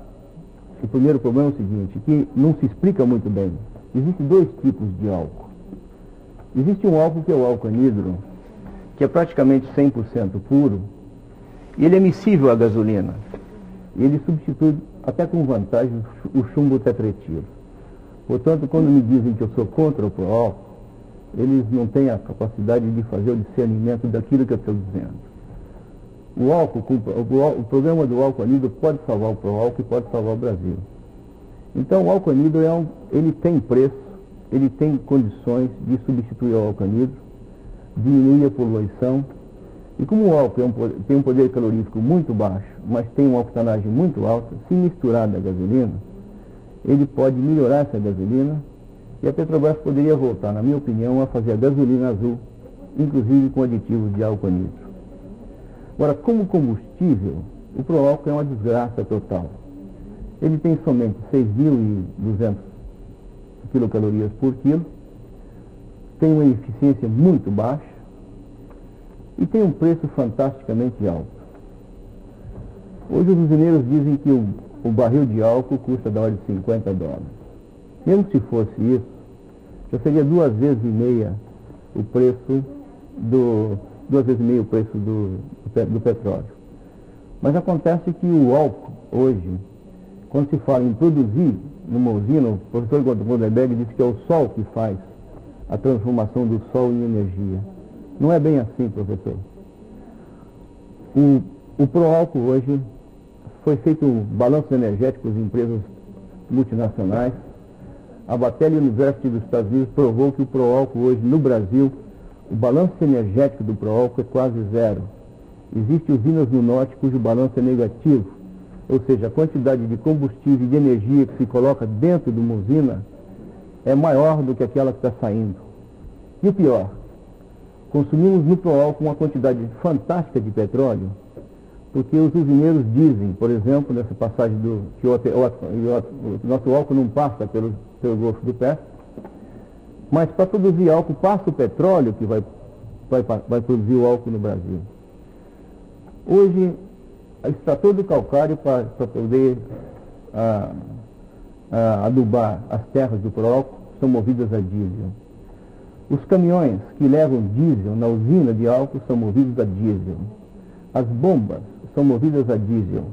Os tratores das empresas de álcool são movidos a diesel. Os caminhões que transportam a cana para a usina é movido a diesel. Esses caminhões chegam a fazer às vezes 200 quilômetros transportando algumas toneladas de cana e vão vazio e voltam cheios. Os veículos que distribuem o álcool por esse país todo, porque, por exemplo, no Rio Grande do Sul não produz álcool e tem que levar, são movidos a diesel. Portanto, é preciso fazer um balanço, e quando se diz que se nós produzimos 200 mil barris de petróleo por dia, por uma questão pelo menos de decência e de sinceridade ao povo, diz quanto de petróleo foi consumido para produzir 200 mil barris de petróleo por dia. Eu tenho uns dados aqui que dizem o seguinte, que o álcool produzido hoje no país equivale a 200 mil barris de petróleo dia. A produção brasileira é da ordem de 600 mil barris de petróleo dia. E o Brasil importa 500 mil barris de petróleo dia. Existe um estudo feito pelo próprio governo, por vários órgãos do governo, de que em 1995 o valor da gasolina no mercado internacional, na previsão da Petrobras, será de 21,5 dólares no barril. E a previsão do Departamento de Energia dos Estados Unidos é de que será de 33,5 dólares, tá certo? Mas há estudos mais recentes já feitos mostrando que o álcool e a gasolina praticamente já cruzou o preço dos dois. Que hoje os dois se situariam por volta de 31 dólares o barril. O senhor acha que isso é uma mentira? Isso é uma grande mentira. Mas por quê? Eu queria que você explicasse. Em primeiro lugar, existe o barril de álcool e o barril de petróleo. Evidentemente que você, um barril de petróleo, você tendo 6.200 quilocalorias por quilo, você não pode comparar com um barril de petróleo, que fornece o diesel, que fornece a gasolina, que fornece o querosene, etc. Portanto, você tem que analisar também o rendimento dos motores que vão ser utilizados, certo? Existem estudos também que se uma usina de álcool, já que o combustível é um combustível fantástico e tem o mesmo preço do petróleo, por que os usineiros não usam o seu próprio combustível para produzir álcool? Existe uma resposta para isso. Se todo o equipamento de uma usina de álcool hoje, para ficar autossuficiente, para não depender do seu Ayatollah Khomeini, ele precisaria passar todos os seus caminhões e todas as suas máquinas movidas a álcool. Agora, então, estão cortando também as máquinas de corte de cana, que estão substituindo os boias frias, já perdendo o emprego dos boias frias, também são movidos a diesel. Então, se o combustível é bom, por que o próprio fabricante do combustível não otimiza em nenhuma das suas áreas? Nenhuma das suas áreas. Portanto, eles sabem muito bem que se eles passarem a utilizar esse combustível, não vai ter álcool para vender. Esse é o primeiro ponto. Será que não é porque a indústria produz muito carro, por exemplo, hoje está exportando muito, e esses carros exportados são movidos a gasolina e ela não tem muito interesse em produzir carro a gasolina assim, nessa proporção? Carro a gasolina? Não, deixa eu terminar então. Então é o seguinte, o balanço energético de uma usina é quase zero. E veja só o que está acontecendo com o Brasil. Se nós continuarmos nessa loucura de continuar produzindo veículos a álcool, primeiro que, voltando ao preço, esse preço não é real. Hoje um barril de álcool, se fosse utilizar álcool, hoje ele custa da ordem de 90 dólares o barril equivalente, o álcool. Porque você tem que verificar que um carro diesel consome rodar 3 vezes o que consome rodar um carro a álcool. Até com óleo de dendê, até com óleo marinho. Aí eu queria levantar, o caso do motor semi-adiabático, ele não soluciona tudo que você colocou aí? Ele melhora muito a nossa produção de terras menos nobres e em quantidade em áreas menores? Outra coisa também, que eu acho a maior loucura é a utilização das áreas agrícolas para produzir comida. Plantar energia hoje é impossível plantar energia. Eu tenho uma história lá em Rio Claro, de um fulano que tinha um caminhão, vendia verdura, né? Hoje nós estamos destruindo toda a nossa economia e eu tenho certeza que 80% dos problemas do Brasil estão no pró-álcool de hoje. Que história é essa que se referiu o Marcelo Bairão? Os usineiros, antigamente um amigo meu lá, ele ia nas fazendas e comprava alimentos e vendia na cidade. Eu um dia encontrei com ele, como é que vai o negócio? Eu falei, vai bem. Só que agora eu vou no Ceasa de São Paulo, compro alimentos e levo nas fazendas. E tenho certeza que alguma parte desses alimentos estão vindo da Europa, estão vindo milho dos Estados Unidos, estão vindo, então nós estamos importando comida. E tem um país hoje que não consegue alimentar seus próprios filhos, entendeu? É um país desacreditado. Um país que precisa importar alimentos, precisa importar alimentos por bilhões de dólares de alimentos, dizendo que tem as melhores terras e tem uma produção muito grande. Como é que um proóleo poderia melhorar a situação em relação ao proálcool? Eu acho o seguinte, viu? Só esclarecendo. O melhor substituto hoje do petróleo nacional, do petróleo importado, é o petróleo nacional. O proálcool já custou ao país, pelas minhas contas, em prejuízos, em deterioração de vida, impõe aos brasileiros um preço fantástico de álcool, mais de 20 bilhões de dólares de prejuízo com esse proálcool. É uma coisa muito triste, entendeu? Que essa turma continua. Agora, desculpe, é que temos alguns especialistas aqui e os nossos telespectadores poderão não saber o que é o proóleo exatamente. Não, foi divulgado recentemente, o Quatro Horas divulgou primeiro, a existência de um motor que pode funcionar com qualquer tipo de óleo, com um óleo que não precisa ser refinado, com um óleo, vamos dizer, em termos leigos, grosseiro. O próprio Gurgel conheceu esse motor, andou no carro, foi convidado a ser o fabricante desse motor no Brasil, até onde eu sei, e não aceitou. Mas parece que esse motor resolveria alguns dos problemas que o Gurgel colocou aqui, que é aquele da energia ser produzida com esse próprio motor, enfim, com esse próprio combustível. Bom, mano, eu acho o seguinte, no momento, não existe nenhuma possibilidade de se plantar alimentos economicamente, plantar combustível economicamente. Se nós tivéssemos investido todo esse dinheiro do proálcool na Petrobras e não fizesse a Petrobras quebrar como ela está quebrando por causa do proálcool, nós já poderíamos estar autossuficientes em petróleo, hoje, no Brasil. E do jeito que vai indo a coisa, a Petrobras quebra de qualquer maneira. Porque é o seguinte... Por que quebra a Petrobras? Veja só, por que quebra? Porque hoje, o filé mignon hoje do petróleo é gasolina, para você vender para as classes mais ricas. Obtém melhor preço do que os outros, porque você precisa de petróleo mais barato para os transportes básicos e você pode colocar um pouco a mais na gasolina, são os carros que são da classe mais rica. Produzindo 94% de carros a álcool, logo, você entendeu? A frota nossa está toda a álcool. Para produzir esse álcool, nós vamos importar uma quantidade fantástica de petróleo. E a Petrobras não tem mais dinheiro para investir hoje, está sem dinheiro para investir para novas prospecções, tá certo? E a Petrobras hoje está vendendo o excesso de gasolina que nós temos, né, por cerca de 23 dólares o barril, ou seja, mais ou menos da ordem de 6 cruzados o litro de gasolina azul. Veja que loucura que nós estamos fazendo. A maior parte dos carros produzidos no Brasil são a gasolina. A parte fantástica desses carros a gasolina são exportados a preços especiais para os outros países.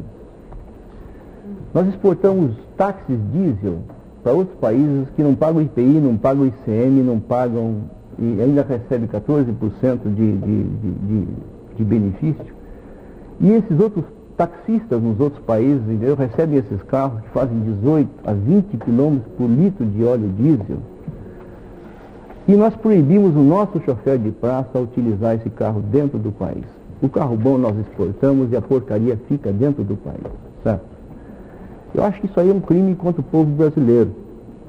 Pelas minhas contas, se nós passássemos hoje a fazer gasolina azul, e agora nesse caso Deus foi brasileiro, nós podíamos transformar toda essa frota de álcool, porque ela já tem uma compressão muito alta, de 12 para 1, com uma pequena junta no cabeçote, esses carros podiam ser transformados facilmente para carros a gasolina azul, e a Petrobras está exportando essa gasolina azul a 5, 6 cruzados o litro. Mas, doutor Gurgel, e a nossa dívida externa? A necessidade de gerar dólares é algo concreto, porque nós temos, hoje em dia, o Brasil é um exportador líquido de dólares. Se a senhora destrói a economia de um país, ela não tem mais nem capacidade de gerar dólar. Então é o seguinte, veja o caso do Japão. Não, eu concordo com o senhor, mas que outro tipo de solução o senhor proporia para o nosso problema externo? Nós temos, o problema externo é um problema interno. Nosso problema externo é um problema interno. Do momento que nós acertarmos, por exemplo, hoje, a minha solução seria o seguinte: o álcool anidro pode salvar o usineiro, pode salvar o Brasil. O carro a álcool hidratado destrói o país, e eu não dou 360 dias para nós termos uma explosão total da nossa economia, entregar esse país para outros países que vão tomar conta do nosso país. Nós estamos vendendo o nosso Brasil hoje. A propósito, parece que vários telespectadores se preocupam com a questão das relações entre a Gurgel e as multinacionais. Exemplo de perguntas que nos chegam, exemplos. Qual é a pressão que o senhor sofreu ou espera sofrer das multinacionais? O senhor não tem medo de que as multinacionais automobilísticas sumam com o senhor e o seu projeto? Preocupação um pouco mais aguda. Gostaria de saber se a indústria automobilística realmente nacional sofre pressão de grupos multinacionais, a questão do desenvolvimento de seus projetos e assim por diante. Como é que o senhor enfrenta a concorrência das multinacionais e como é que o senhor se relaciona com essas empresas de enorme? Então perguntou se... O seguinte, com relação à redução do imposto do projeto Sena, existe uma pressão das multinacionais contra ao governo ceder essa redução? Existe. Quanto à questão que você perguntou, se eu não tenho medo que elas façam isso, eu quero dizer o seguinte: eu não tenho medo de nada. Eu tenho uma missão a cumprir e acho que tem que fazer aquilo que eu acho que tem que ser feito. Se eu tivesse medo, eu não estaria falando aqui contra o Proálcool. Acho que a possibilidade de seguir com o senhor? Eu não sei, eu acho que não. Eu acho que não tem a possibilidade, é difícil, né? Agora, como essas pressões das multinacionais, às quais você se refere, como elas se materializam, como elas se manifestam? Eu gostaria, até aproveitando a pergunta, que o senhor fosse um pouco mais explícito sobre como é que elas pressionam, que tipo de pressão efetiva o senhor recebeu, como é que o senhor reage. Bom, é o seguinte, o projeto Sena e a pressão que a gente está sofrendo e as dificuldades que estão tendo, significa que o projeto está no caminho certo. Porque se nosso projeto fosse um projeto errado, não teria pressão nenhuma. Deixa explodir de uma vez. Que tipo de pressão, doutor Gurgel? Bom, as pressões são o seguinte: nós escrevemos a Anfávia, na primeira vez que nós escrevemos a Anfávia sobre o nosso projeto, nós recebemos um telex muito... Anfávia, desculpe, Associação Nacional de Fabricantes de Veículos Automotores. Só que lá eu sou um estranho no ninho, certo? Porque a nossa ideia era pedir uma reserva temporária de mercado para que a Gurgel pudesse atingir a produtividade e passar o seu ponto de equilíbrio. Então, uma vez que passou o ponto de equilíbrio, então tudo bem, quer dizer, eu queria só um tempo para poder desenvolver a empresa.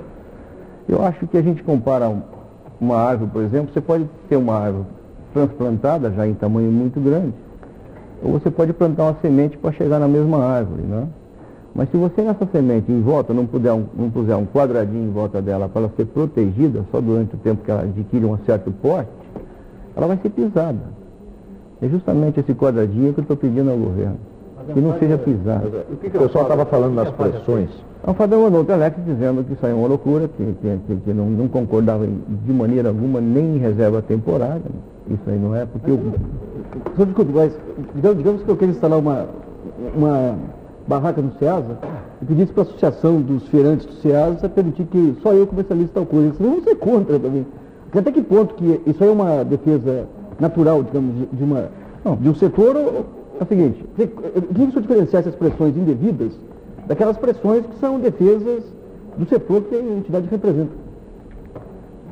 Veja só, evidentemente que não vai haver nenhuma pressão ostensiva, direta, porque se essas pressões ostensivas é mais fácil de você defender. As pressões são pressões e são conversas, são lobbies, entendeu? Por baixo do pano que a gente... Vai haver falta de componente para os seus produtos de linha? Não, não vai. Não, nós temos uma rede de fornecedores bastante boa hoje. Evidentemente que a Gurgel, da mesma maneira que o Henry Ford apareceu com aquele carro lá, da mesma maneira que o Honda lá no Japão começou a fazer os automóveis com motor de motocicleta de 360 e hoje é uma ameaça mundial e tem uns carros fantásticos. Da mesma maneira que a Citroën D-Chevaux fez aquele carrinho que era um patinho feio, uma coisa horrorosa, conquistou um mercado e conquistou um lugar de destaque na indústria francesa. Da mesma maneira que o Volkswagen, quando o Inter precisava de apoio popular, ele lançou o Fusca na presença de alguns milhões de pessoas, e o Volkswagen, aquele patinho feio, ele acabou também transformando na maior fábrica de automóveis da Alemanha. Evidentemente que nós estamos seguindo esse mesmo caminho, e se o nosso projeto funcionar, nós vamos ameaçar, certo? Vamos ameaçar, porque sempre que começa pelo caminho menor, o Ford começou pelo modelo T e hoje faz Lincoln, tem o Lincoln, tem outros carros e vai subindo na escala. O próprio Volkswagen abandonou o Fusca o ano passado, não é? Mas foi uma maneira que ele chegou para... Ele vende a Gurgel por preço nenhum, esse programa está sendo gravado. Não vende.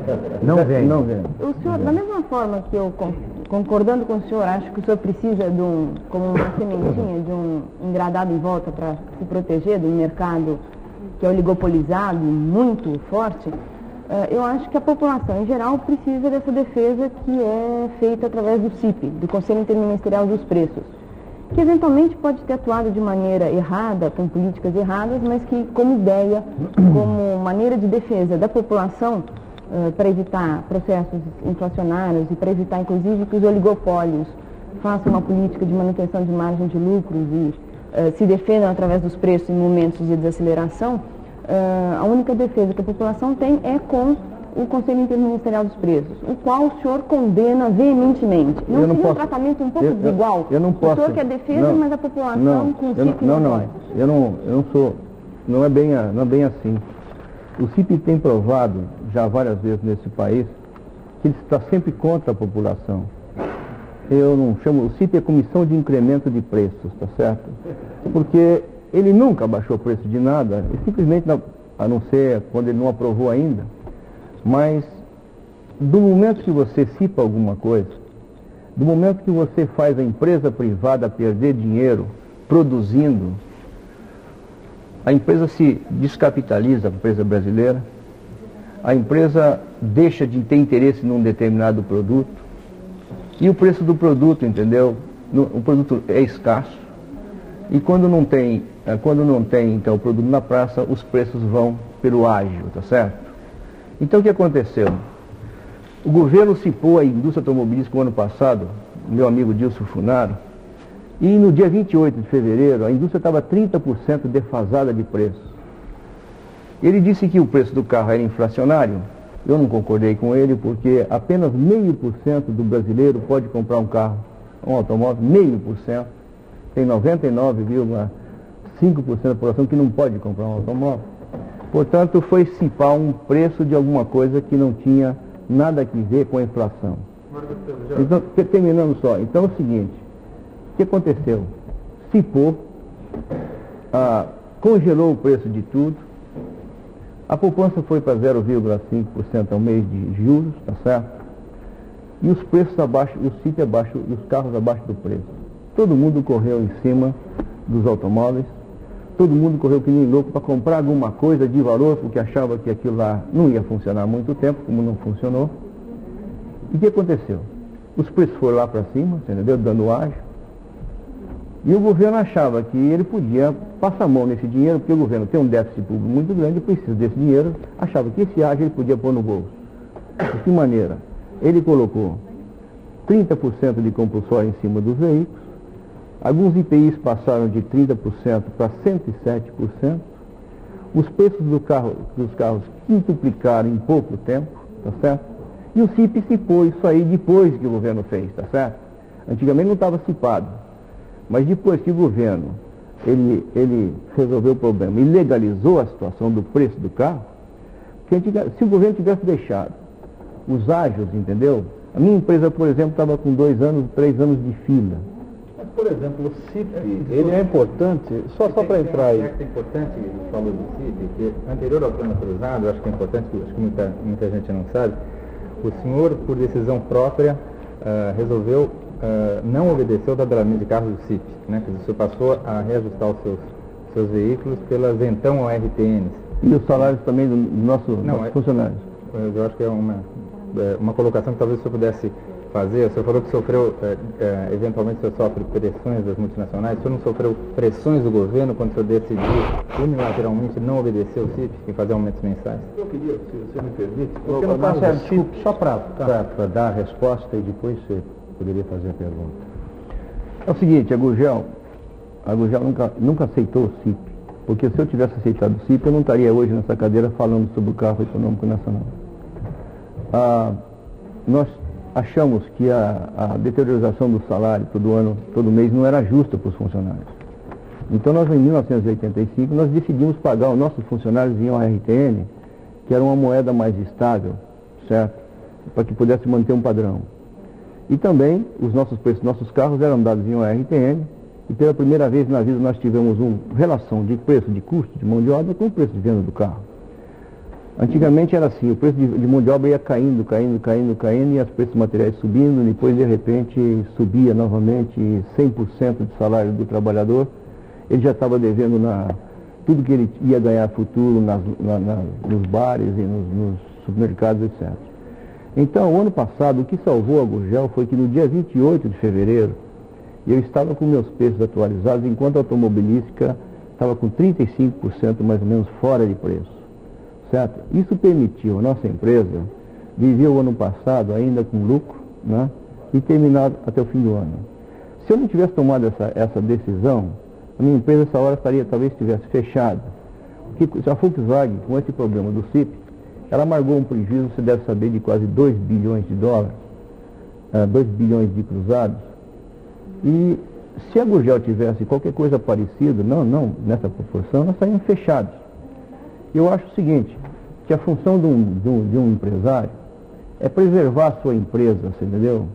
Desde que qualquer lei que ameace a vida da empresa, ela tem que ser rejeitada, porque ela é ilegal. A Constituição não pode permitir que uma pessoa do CIP coloque no meu carro o preço do CIP e deixe eu quebrar, você entendeu? Pelo CIP. Quer dizer, e depois o que acontece? O governo, no CIP, não ajudou ninguém. Legalizou o ágio, só que o ágio para ele, o governo legalizou o ágio para ele, E o que aconteceu para o consumidor? Aconteceu que, numa defesa, eu disse isso ao Dilson, o Dilson falou, mas por que você está fazendo isso? Porque o governo precisa receber a curto prazo 160 bilhões de cruzados, porque nós temos contas a pagar. Ele perguntou, por que você está fazendo o quê? Eu perguntei a ele porque ele tinha aumentado tanto o preço em cima dos automóveis, 30% de compulsórios e alguns impostos a 107%. Eu digo, Gurgel, porque eu preciso desse dinheiro rapidamente. Nós estamos numa situação muito difícil de caixa e eu preciso de 160 bilhões de cruzados a curto prazo. Eu disse a ele, você não vai receber esse dinheiro, por 2 motivos. Primeiro, que as vendas vão parar. Segundo, que na defesa as multinacionais vão exportar tudo o que puderem, você entendeu? E você não vai ver o IPI e o ICM, vai ter que pagar 14%. E você vai criar um desemprego ano que vem, e você vai criar uma inflação violenta que você não vai poder controlar. E pode até perigar o seu cargo como ministro. Então, foi justamente o que aconteceu. Você tem tudo. Mas era matemática, não precisava fazer muito cálculo para saber isso. A empresa multinacional não está aqui para perder dinheiro. Eu acho que ela veio aqui para colaborar com o Brasil, e essa empresa não veio aqui para perder dinheiro. Se eu fosse no Paraguai, por exemplo, se eu Stroessner e falasse, você tem que vender o carro, portanto, eu durante 1 ano, 2 anos perdesse dinheiro, eu pegava minhas malas e saía de lá. Eu não tenho condições, entendeu? A empresa tem que ter lucro para poder crescer. E ela crescendo, ela pode gerar mais empregos. Então, ela gerando mais empregos, se houvesse mais empregos, o próprio emprego, a própria geração de empregos maiores e procura por novos funcionários é que vai dar o padrão, e vai elevar o padrão do nosso salário do povo brasileiro. O senhor está falando, quer dizer, levantando uma tese que muitos empresários vêm levantando ultimamente, que é o seguinte, liberdade de mercado. Eu gostaria de voltar um pouco ao que a Lídia disse, que, de fato, talvez eu precise daquela cerquinha, etc. e tal, mas o governo tem que zelar também, olhando alguns setores que são oligopolizados. Por exemplo, eu não sei nem se o senhor é consumidor desse produto, mas um dos últimos superintendentes do CIP, que foi exonerado do cargo, ele denunciou que ele saiu porque ele não conseguiu controlar, por exemplo, o setor de alumínio no Brasil, que é altamente oligopolizado. E, de repente, quer dizer, esse setor é um insumo para a sua fabricação, quer dizer. Então, eu queria que o senhor falasse um pouco dessa liberdade de mercado, o que é um pouco? Eu acho que a liberdade de mercado é aquilo que pode salvar, é aquilo que fala a verdade, certo? Então, naturalmente, se uma empresa está ganhando muito dinheiro num produto, aparece concorrência. Os Estados Unidos, por exemplo, provou isso durante todo um tempo, né? E cresceu muito através da liberdade de mercado. O governo americano não pode dizer se a Coca-Cola pode aumentar 1 centavo ou não. A Coca-Cola não vai nem consultar o mercado. No Brasil, nós passamos no extremo que você vai... Outro dia eu fui no Ceará e está assim, sorvete de 2 bolas, 3 cruzados, sorvete de 3 bolas, 5 cruzados. Como é que o governo pode determinar a quantidade de aquela bola, o diâmetro da bola, a densidade da bola e o material que está dentro da bola para fixar o preço dela? Tanto o senhor sabe que é inviável a liberdade de mercado que o senhor está pedindo a sua cerquinha, com isenção de impostos, que é uma transferência de recursos. Quer dizer, na medida que o governo deixa de arrecadar impostos, isso é um subsídio. Eu não estou pedindo reserva de mercado, nenhuma reserva de mercado. Mas a isenção de impostos é uma forma de subsídio. Mas o senhor chegou peraí. Eu acho legítimo. Não, isenção de impostos não, eu não estou pedindo isenção de impostos. Mas hoje está pedindo um tratamento diferenciado em relação aos seus pares. Muito bem, quanto é que paga um carro a álcool de imposto hoje?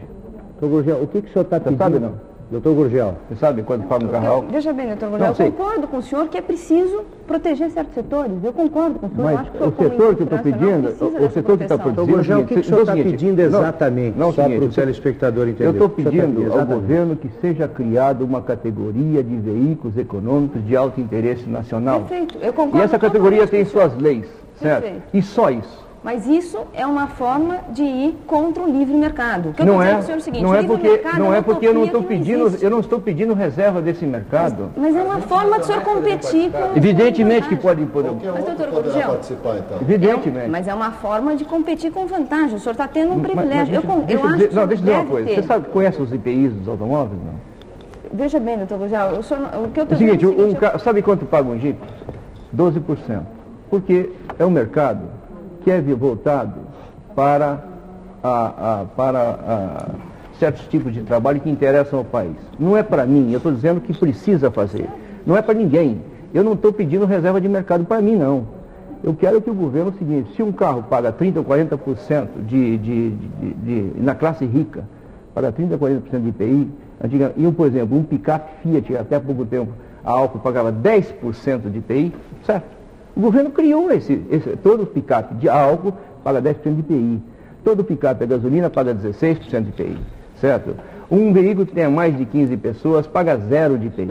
Um trator paga tanto de IPI. O que eu quero que o governo diga é que uma categoria de veículos de alto interesse nacional, que consome pouco combustível e tudo, que vai consumir menos combustíveis, menos matéria-prima, menos poluição industrial, e vai gerar e vai abrir uma nova faixa de mercado de emprego para esse país, entrando num buraco que não existe hoje ninguém nesse mercado.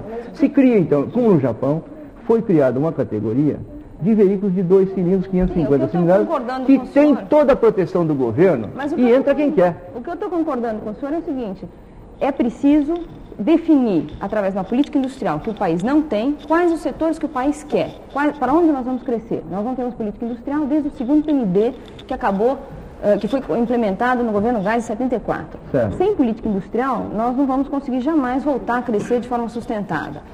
Bom, uma vez que nós definamos qual é a política industrial, quais são os setores prioritários para o país, nós precisamos dar recursos para esses setores, subsidiados, por que não? Porque são de interesse nacional, porém, definidos de maneira a que o país como um todo participe dessa decisão. Em segundo lugar, fazer determinado tipo de proteção a esses setores. O que eu estou dizendo para o senhor é o seguinte, eu concordo com o senhor, mas estou mostrando para o senhor que a utopia de livre mercado não existe num sistema altamente concentrado e oligopolizado como é a economia brasileira. Que o discurso dos empresários a favor do livre mercado não é real. Mas o meu é. Porque é o seguinte... Essa questão da prioridade do carro econômico, doutor Rogério. Quer dizer, o bolo, quando se fala em déficit público e tudo, sabe que o bolo é pequeno hoje. Esse carro que o senhor quer colocar como prioritário, ele vai pegar basicamente um consumidor de carro que ainda não é consumidor de carro. É uma faixa de mercado... Hoje já é. Hoje não consome carro. Não, que seja de carro usado, mas de qualquer maneira vai ampliar. Os automóveis é uma faixa maior da população. E nesse momento em que a economia tem um bolo tão pequeno, em que, por exemplo, transportes urbanos hoje representam um caos enorme, por falta de recursos, falta de vontade política do governo de investir, será que esse seu setor, à medida que o senhor solicita um incentivo, que solicita dinheiro do país para investir nesse setor, será que o setor de transportes urbanos, quer dizer, essa sua prioridade não vai colidir com a prioridade dos transportes urbanos? Ô, Nassif, nós temos que acabar no país com os programas que destroem o país, certo? Esses programas que destroem o país. Pro-álcool, certo? Programa atômico, que já está sendo modificado. O amigo ajudou a fazer. Ajudou a fazer. Então, o que acontece? O país, o Brasil, hoje, ele tem que produzir mais, certo? Nós temos uma ridícula frota de 14 milhões de automóveis nesse país, incluindo tratores e caminhões, etc. O Japão já está com quase 40 milhões de automóveis. E os Estados Unidos têm 147 milhões de automóveis. Mas ônibus também? Os ônibus já pagam IPI zero, já tem todo o incentivo do governo, já tem, certo? Incentivo zero. Então, o Brasil precisa incentivar todos os setores da economia e não pode incentivar o setor da economia indo para o buraco que nós estamos pelo Pro-álcool. Por quê? Hoje o povo brasileiro, o governo suga do povo brasileiro cerca de 350 bilhões de cruzados por ano pelo excesso de preço que nós estamos pagando pelos combustíveis. E o combustível é o sangue do país, aquilo que circula nas suas artérias. Os Estados Unidos conseguiu baixar sua inflação e retomar o crescimento, abaixando o preço do combustível de $1,40 o galão para 80 centavos. Hoje o americano paga 80 centavos o galão de gasolina e foi isso que deu a retomada do crescimento dos Estados Unidos. O governo, se mexesse na política de combustível, não precisava fazer mais nada. Então, só terminando, então o que acontece? Hoje, nós estamos pagando já quase 30 cruzados o litro de gasolina, não sei quanto está hoje já. Gasolina? Então isso dá mais ou menos quanto? 120 cruzeiros, quase um galão? Para ajudar a tapar o rumo do álcool. Para tomar o rumo do álcool. Mas o povo está pagando hoje 350 bilhões de cruzados por ano, que é quase uma parte dos juros que nós temos para pagar essa dívida, destruindo todo o nosso sistema de circulação. Então é isso aí que o governo tem que ver. O Japão, por exemplo, não tem um pingo de petróleo, não tem problema com ninguém. Combustível e para transporte urbano. Não é esse. Por que não? Não é esse. Pelo seguinte, porque o transporte urbano é caro também, ele é caro, e ele também precisa nas cidades.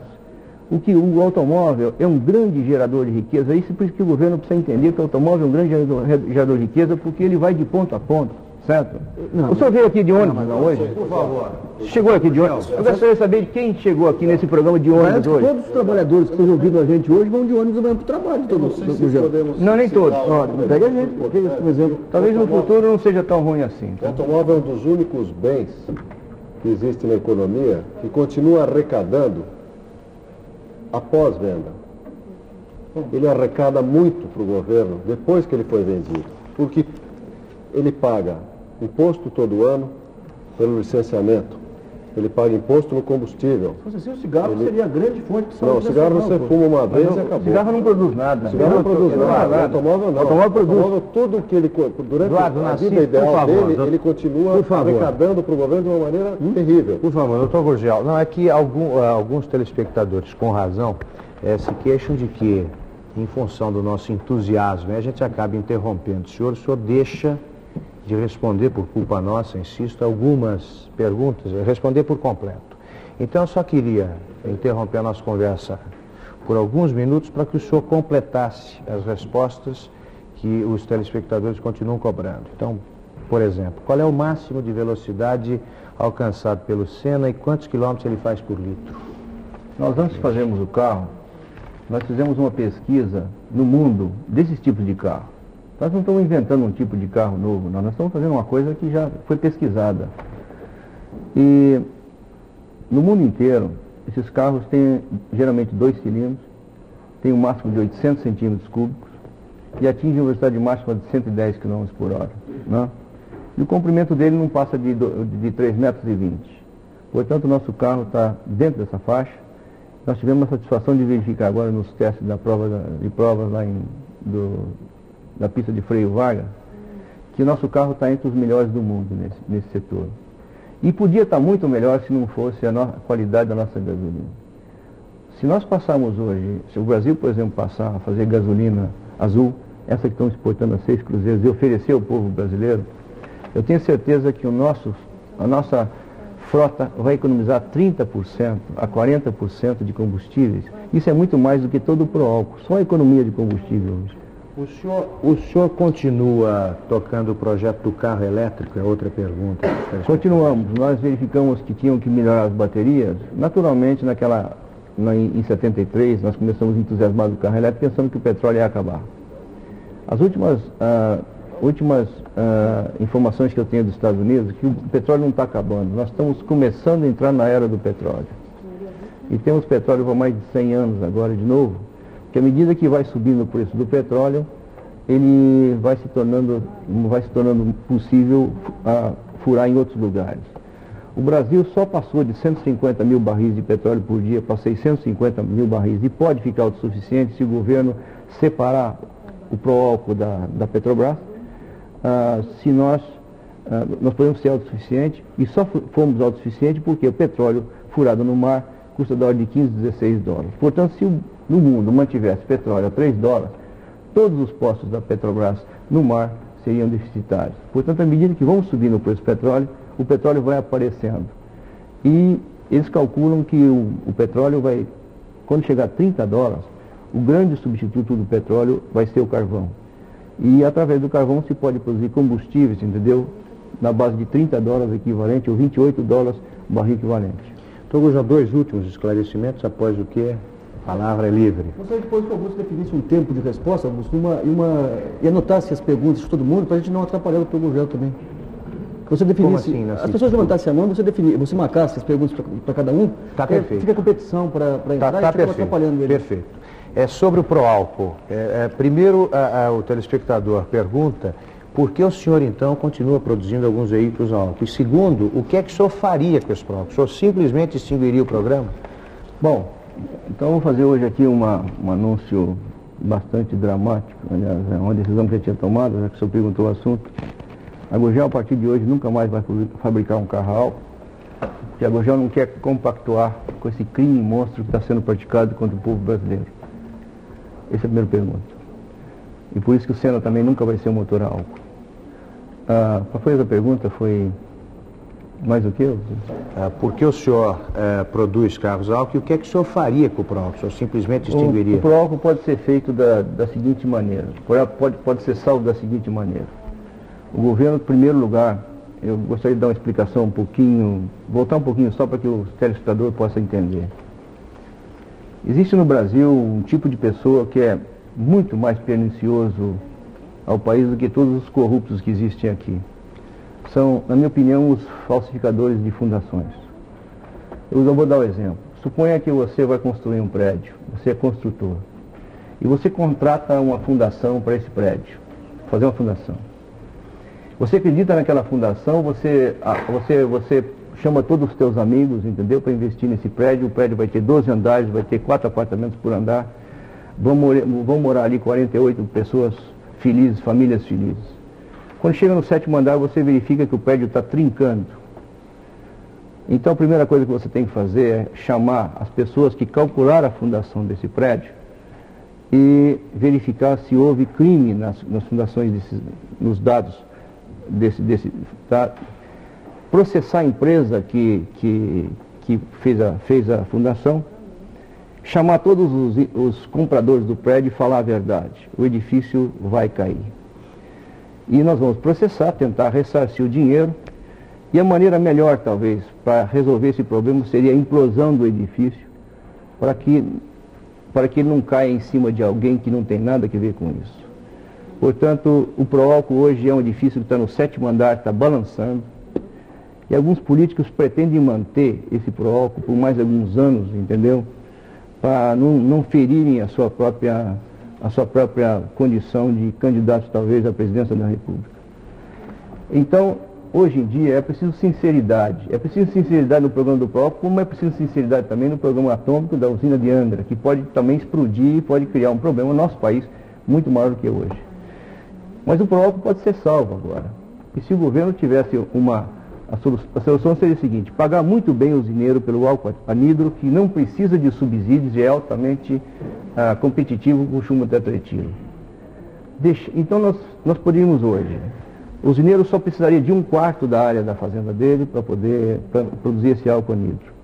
Nós liberaríamos a partir de amanhã, nós estamos num corte de cana agora, nós liberaríamos 3/4 de cada usina para a produção de comida, porque esse é o mais importante, colocar comida barata nos nossos supermercados, alimentar o povo brasileiro, porque dar preferência à alimentação do automóvel é um crime que nenhum país pode fazer, em detrimento da alimentação da população e fazer essa população passar o vexame de ter que comer comida Chernobyl, entendeu? Arroz estragado da Malásia, milho dos Estados Unidos. Então, que país somos nós que não conseguimos alimentar o nosso povo? Então é preciso que... Agora, como é que seria essas 3/4 de terra em cada usina? Poderia dar um trabalho permanente hoje ao Boia Fria, que já está ficando um problema muito grave, está criando uma tensão social muito alta. Inclusive, num programa da Rádio Cultura, há cerca de uns 4 anos atrás, um dos Boias Frias falou que o programa não criou nenhum emprego para eles. E nós poderíamos passar todos os carros hoje a álcool, em curtíssimo prazo, a carros movidos a gasolina azul, e esses carros, em vez de estar fazendo 7 a 8 km de litro de álcool, vão fazer 16 km por litro de gasolina azul.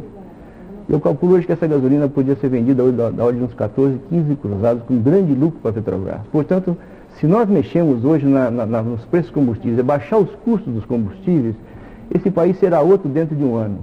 Se isso não for feito, dentro de 360 dias nós estaremos com nossa economia totalmente destruída e talvez algum país compre a nossa dívida total lá fora com deságio e passe a ser o síndico da nossa massa falida. Nós estamos destruindo o futuro do país, nós estamos destruindo a nossa nação por uma burrice que não tem comparação no mundo hoje. Ciro. Eu queria fazer 2 perguntas. Uma é a seguinte, voltando um pouco, o senhor falou que não vende a Gurgel por dinheiro nenhum. Então eu pergunto, o senhor, anulada essa hipótese, o senhor admite a hipótese de vir a se associar com uma outra empresa, ainda que não venda, mas enfim. Eu acho que sim, essa é uma desde que a associação, desde que a empresa mantenha aquilo que é mais importante, continuar desenvolvendo tecnologia nacional. Vender a empresa para uma empresa multinacional, para que eles venham produzir os produtos projetados nos seus países, não existe possibilidade nenhuma, na minha opinião. Mas, por exemplo, uma empresa nacional de grande porte, várias empresas, entendeu, se juntarem, e se for necessário isso, essa conjugação de esforços, eu acho que nós precisamos de qualquer maneira, então está acima da minha vontade de ser proprietário da minha empresa. Mesmo porque quando eu abrir com 10 mil sócios na empresa, a minha porcentagem dentro da empresa vai ficar da ordem de 7 a 8%. Mas eu gostaria de garantir que essa empresa continue desenvolvendo tecnologia, fazer os nossos próprios carros e não faça um contrato. Inclusive a bobagem que eu ia fazer com a Citroën de importar a tecnologia de motor. Estava fazendo uma coisa errada, que eu percebi a tempo. Agora, a outra questão é a seguinte, o senhor tem uma posição muito particular em relação a várias coisas. O carro elétrico, o senhor tem uma posição definida contra o Proálcool, defende a ideia do carro popular. Em função dessas suas colocações, há quem diga, mas o Gurgel é um sonhador. Como é que o senhor responde a esse tipo de colocação? Eu acho que sou um sonhador e me orgulho muito disso, porque se não houver sonhadores nesse mundo, nós não progredimos. Dos sonhos daquelas pessoas que acreditam em alguma coisa e tentam fazer. O Ford um sonhador, no começo quebrou 2 vezes, mas continuou sendo um sonhador. Várias pessoas como o Santos Dumont foi um sonhador. O Citroën foi um sonhador. Várias pessoas são um sonhador. Mas eu tenho provado durante a minha vida que o meu sonho também tem base, né? Eu não sonho com coisas loucas. Então o nosso projeto ele tem defesa, ele tem base, ele tem uma fundação sólida, certo? Então eu acho que nesse caso E como empresário durante praticamente hoje, ontem, dia 1º de setembro, completamos 18 anos de vida, viver competindo com multinacionais, entendeu? No Brasil, e tendo lucro, tendo sobrevivência, e passado de 4 funcionários para 750, e agora, se Deus quiser, vamos chegar nos 10 mil funcionários, é preciso que também analisar que esse sonhador tem alguma coisa de concreto. Então eu trabalho das 6 às 6 da tarde, entendeu? No pesado, dentro daquele que é uma direção de uma empresa. E os meus sonhos são de 6 para tarde, quer dizer, depois de noite. Então, enquanto nós estamos produzindo os veículos hoje de Carajás, e são os grandes carros que estamos exportando e tem boa qualidade, e temos mantido a fábrica funcionando e crescendo com esses carros, nós temos o nosso sonho paralelo, você entendeu? Sustentado pela própria fábrica, e esse sonho, se Deus quiser, vai se concretizar. E a hora que o sonho, você entendeu, se torna realidade, ele deixa de ser um sonho. O que vai ser a Gurgel daqui 20 ou 30 anos? A gente não pode saber. A empresa de automóveis, ela tem uma característica muito diferente de todas as empresas mundiais. Se você faz uma fábrica, por exemplo, de papel, e vai fazer 300 toneladas de papel por dia, você sabe quanto de área você precisa, a máquina que você precisa, e você sabe também quanto de eucalipto também você vai ter que plantar para essa área. É impossível triplicar uma fábrica de papel sem um grande investimento ou sem duplicar tudo. A empresa brasileira, a empresa de automóveis, ela tem uma característica especial. Ela é uma montadora e ela pode se horizontalizar, certo? Então, você exercer algum cargo público? Não, e nem aceito. Gurgel, apesar da sua postura contra o pró-álcool, o senhor não acha que não produzir o 280M a álcool não seria até um desrespeito ao consumidor, uma vez que o álcool hoje, querendo ou não, ele é um combustível aprovado e preferido pelo consumidor interno? O senhor deu dados da produção automobilística, que 50% vai para o exterior a gasolina, mas o que fica aqui, o mercado interno, mais de 90% é de motores produzidos a álcool. Então eu pergunto, não seria um desrespeito, ou mais do que isso, se o consumidor do 280M não aprová-lo a gasolina, o senhor não produziria álcool? Eu acho que desrespeito ao consumidor... Desculpe, eu só lembro ao senhor e aos nossos companheiros que nós não temos mais tempo, então essa é a sua última resposta nesse programa Roda Viva. Tá bom.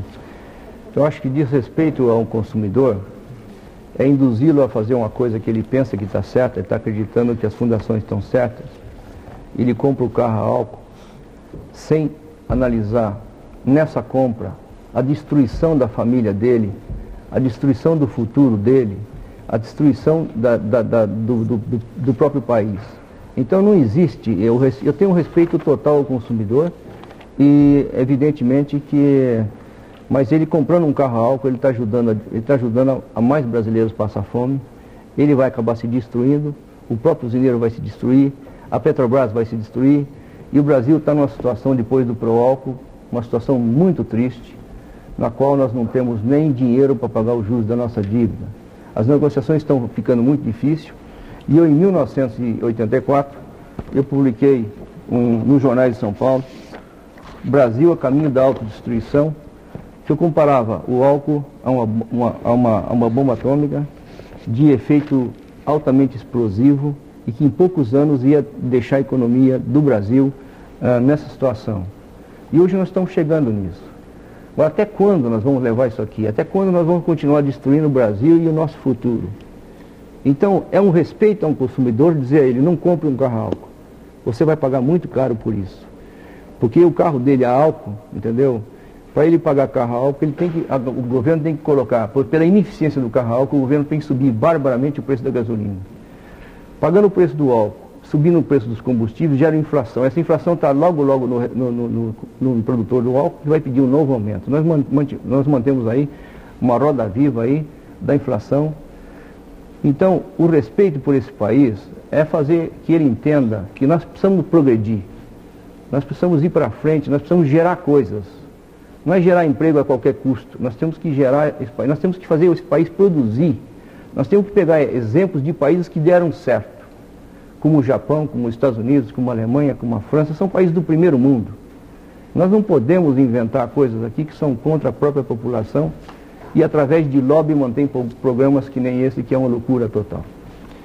E aqui termina o Roda Viva com o Dr. João Augusto Conrado do Amaral Gurgel, que é o diretor-presidente da Gurgel, fabricante de vários veículos, entre os quais o Senna, que desfilou hoje nas comemorações do Dia da Independência em Brasília. Nossos agradecimentos ao Dr. Gurgel, a quem desejamos bastante sucesso. Meus agradecimentos também aos nossos entrevistadores, aos convidados da produção. O programa Roda Viva volta na próxima segunda-feira, às 9h25 da noite.